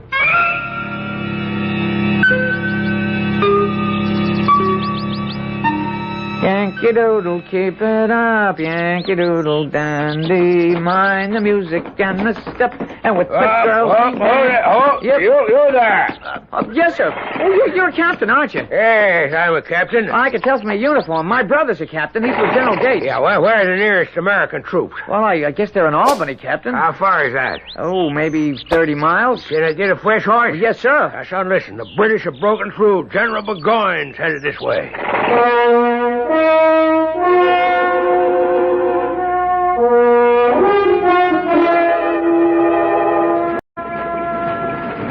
They're coming. Aunt Martha, Burgoyne's army. They're coming. I see him. I hear him. Aunt Martha, I found a rifle in the hayloft. You just leave it there. Leave it. Yeah, but we just can't let Burgoyne's army go to Albany. Yes, we can.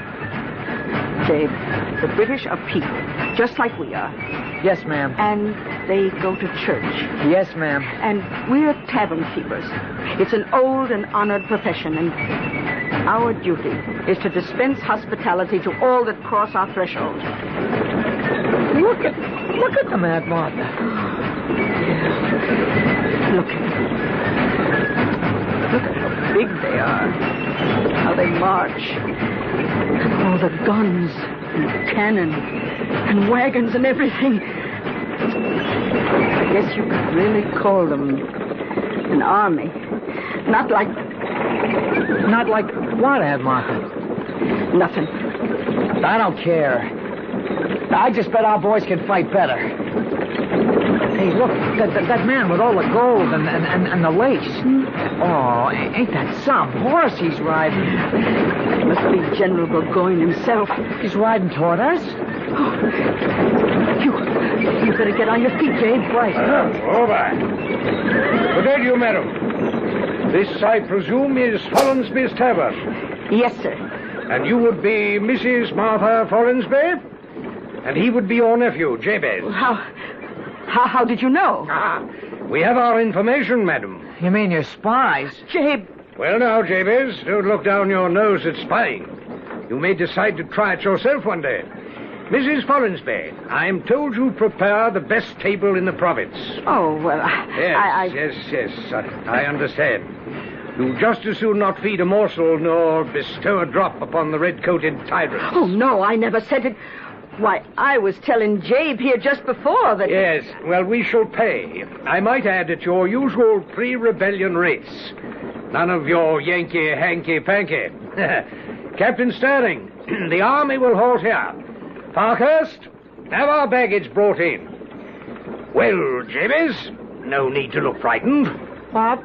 I'm not frightened. I haven't come here to hang you from that sycamore tree. Although if I did, would it be such a significant loss to anyone? Would it? Well, sir, it would be a significant loss to me.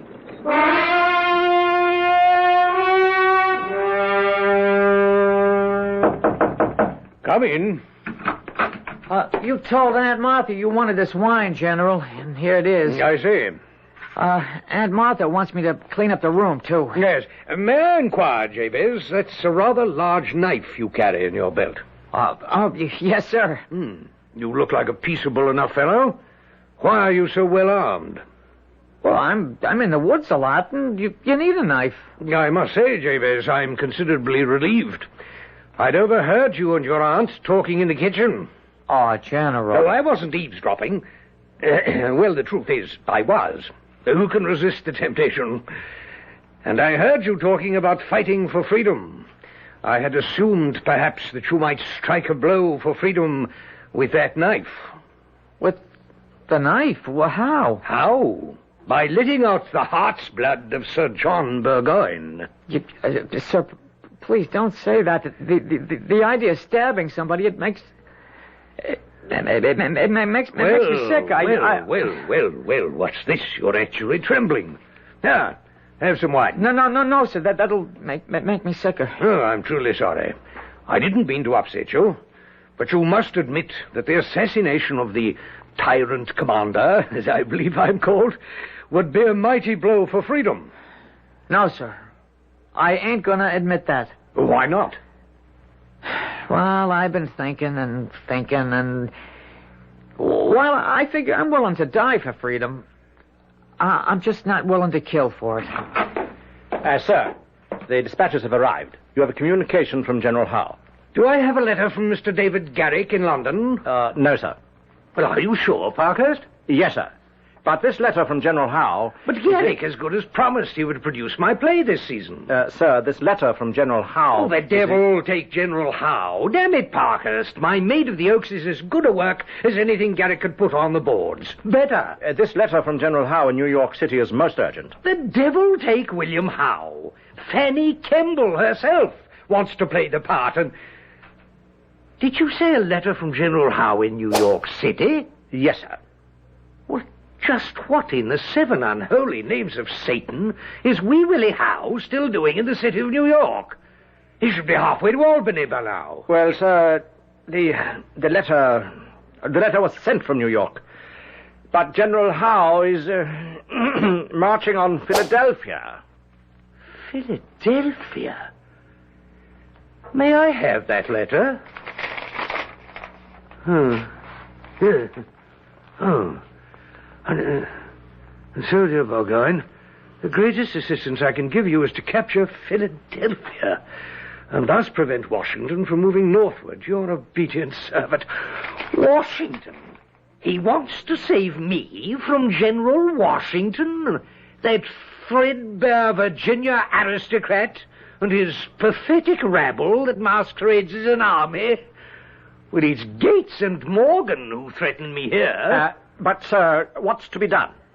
Well, we'll move back very quickly toward Fort Ticonderoga before the rebels can close in and cut us off. Jabez, bring me more wine. Quickly. Yes, sir, General. I want the army ready to march in 2 hours. Jabe, I was listening at the door to every word. General Howe ain't coming. Burgoyne has to skedaddle back to Canada. Well, that's a blow for freedom, isn't it? It would be a bigger blow if Burgoyne was captured, taken with his whole army, the entire kit and caboodle, all them guns and horses and ammunition and supplies. But how, Aunt Martha, how? You're gonna do it, Jabe. Me? Yes, sir, you. You're gonna be responsible for the capture of Gentleman Johnny Burgoyne and 8,000 of the best troops in the whole British Army. You, Jabez Follinsby.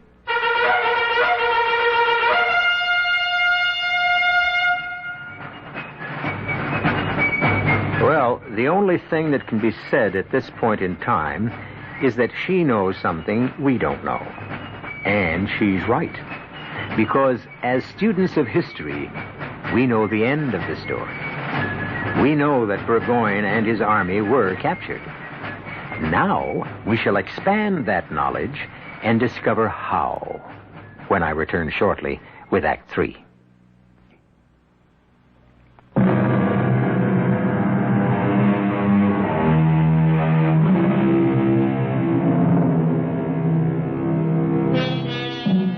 Each must answer the call of fate. For some, it comes early, for others, late.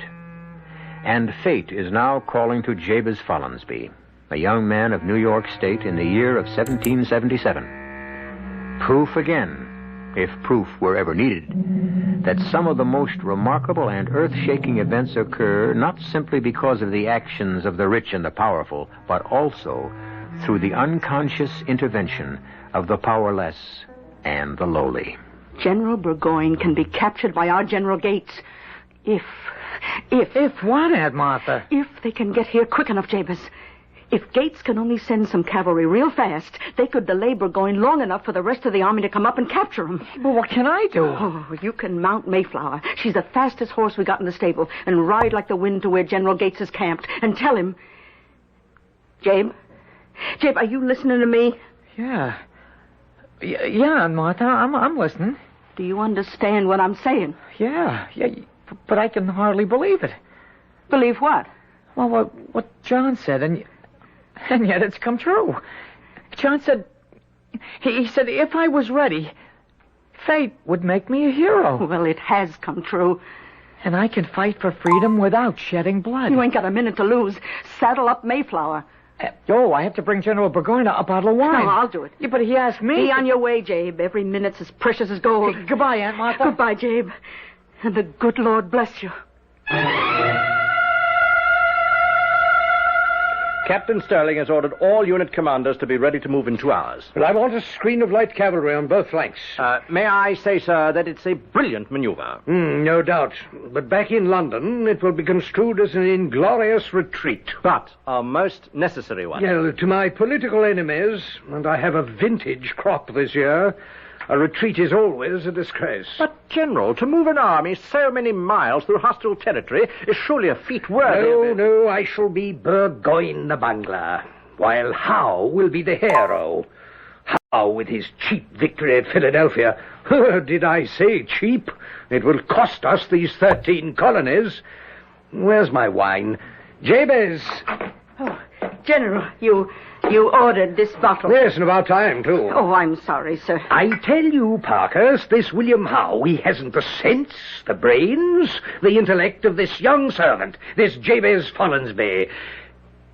Where is Jabez, Mrs. Follansby? Where's Jabez, sir? Yes, madam. Oh, Yes?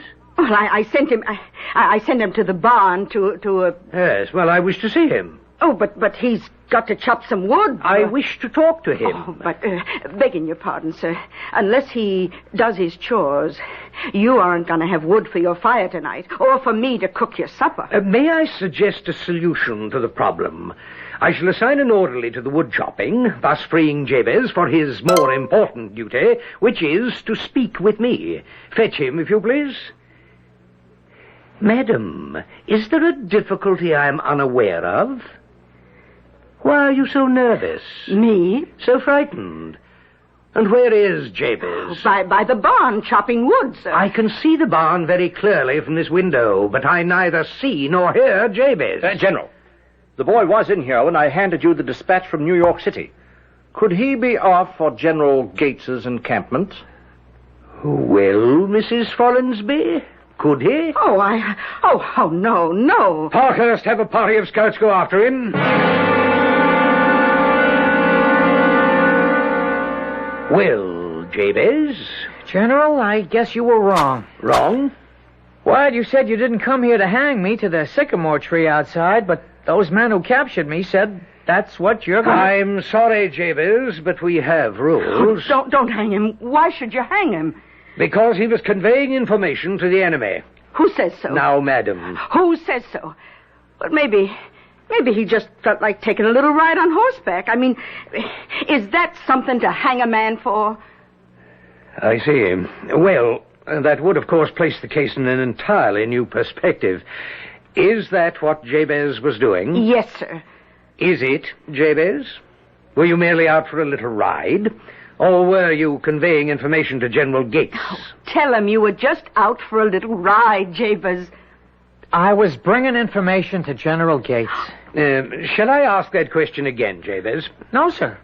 I heard it the first time. Damn it, Jabez, do you want me to hang you? No, sir, but I don't want to lie, neither. General, the army is ready to march. I know that, Parkhurst. May I suggest we hang the prisoner and be on our way? Jabez, I don't want to hang you. I know that, sir. I appreciate that, but I can't lie. Even if you have to die?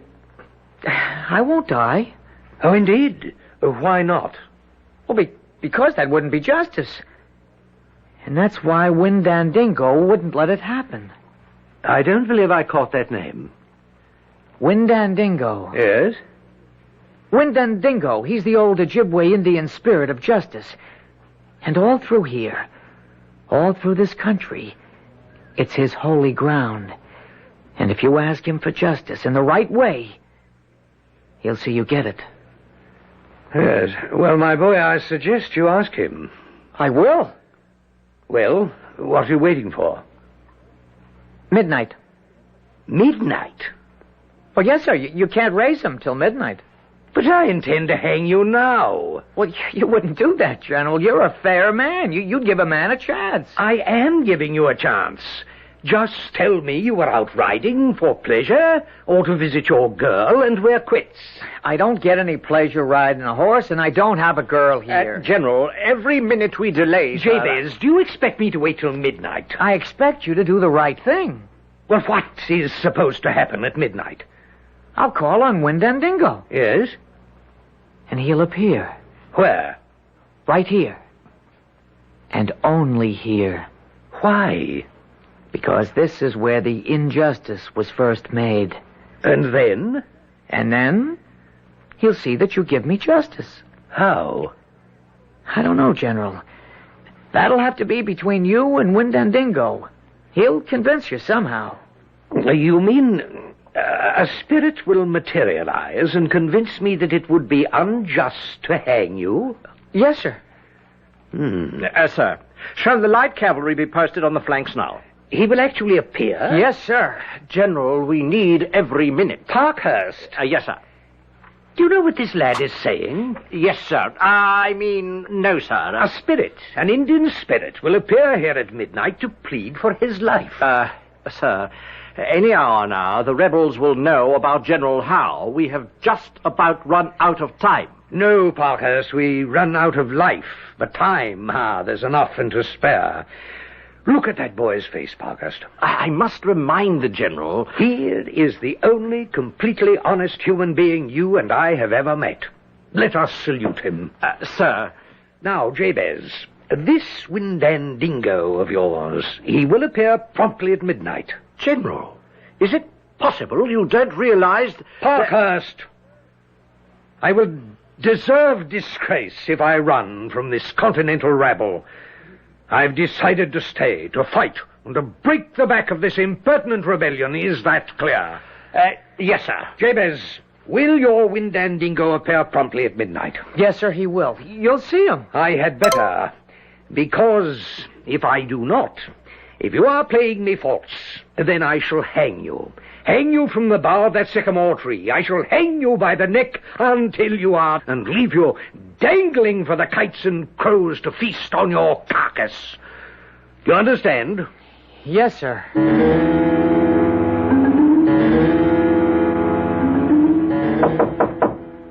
Yes. Sir, I wish to report that it's midnight. I'm aware of that, Parkhurst. Also, word from the outposts. Enemy signs on the left flank. Thank you, Parkhurst. There may still be time to break out, sir. That will be all. Yes, sir. Well, it's midnight, Jabez. Jabez? Hey, by Jiminy. Hey, by Jingo. I know your name. It's Windandingo. Fang of a wolf and an eagle's wing. I know your name is Windandingo. Is he a wolf? An eagle? What, Jabez? Tongue of a copperhead, horns of a moose, claws of a bear, feathers of a goose. Where is he, Jabez? Where? I know your name. It's Windandingo. Well? Windandingo. I don't know, General. I don't know. He's always showed up before. Were you lying to me? No, sir. Those words always fetched him. Admit you were lying. But I was telling the truth. Say you were frightened. No, it's the truth. You made it up to save your life. I tell you it's true. Admit it's a lie, and I'll spare your life. But I've seen him. I know him. For that, Jabez, I shall hang you. Windandingo! Windandingo! There is no Windandingo. But there is a Major Parkhurst, and I shall order him to assemble an execution squad. Windandingo! Windandingo! I know your name! It's Windandingo! There is no Windandingo! Listen. Well, it's a quiet night. I can hear an eagle screaming in the distance. Listen! Can that be a bear prowling about? The hissing of a snake, the call of a moose, the growl of a bear, the cackle of a goose. It's Windandingo. Ah, there is no Windandingo. You hear him. And you see him. Well, I think I see something. A shape of a man. A snake. A bird. It has feathers. Hair. Claws, fangs. You see him. You see him. What is it? It's Windandingo. No. It isn't possible. It doesn't exist. These things don't exist. It's Windandingo. Oh, I'm dreaming. You're awake. I had too much to drink. It's Windandingo. What does he want with me? Listen to him. I'm listening. I can't hear a word. He talks without words. He's in your mind. Listen to what he's saying. He gets angry if you don't listen. What is Windandingo saying? Spare his life. Give him justice. Give all people justice. Without justice, there is only death. Death. Death. Oh, Jabez, I never wanted to. General Burgoyne, help! What have you done to the General? Well, I didn't do nothing. General, are you all right, sir? Where did it go? Where did what go? But it was just standing there. What was just standing here? Oh, Jabez. Yes, General. You're a young scoundrel. But sir... I really should hang you. Windandingo was here. But I won't. On one condition. Give me your solemn oath. Go join Gates's army. Sir, I really am not much for fighting. Jabez, there's nothing so destructive to the smooth operation of an army, indeed a government, as a completely honest man. You've done enough damage here. Now take your talent for disruption over to your own people. It's perhaps the best chance we British have to win this war.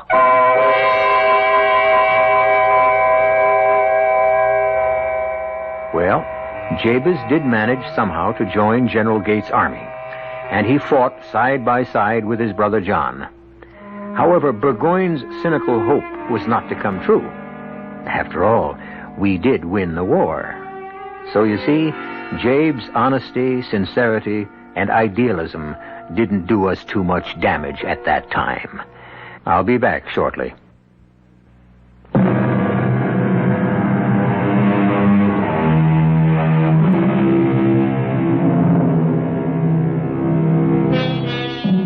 In case you're wondering what happened to Gentleman Johnny Burgoyne, he went home to become richer and more powerful than ever. He spent the rest of his life writing plays, and they say one of them was about a powerful Indian spirit. Unfortunately, many of his papers have been lost. A pity. However, if they ever find that play, we'll present it here for you on Mystery Theater. Our cast included Jack Grimes, Court Benson, Mason Adams, Earl Hammond, and Bryna Rayburn. The entire production was under the direction of Hyman Brown. This is E.G. Marshall inviting you to return to our Mystery Theater for another adventure in the macabre. Until next time, pleasant dreams.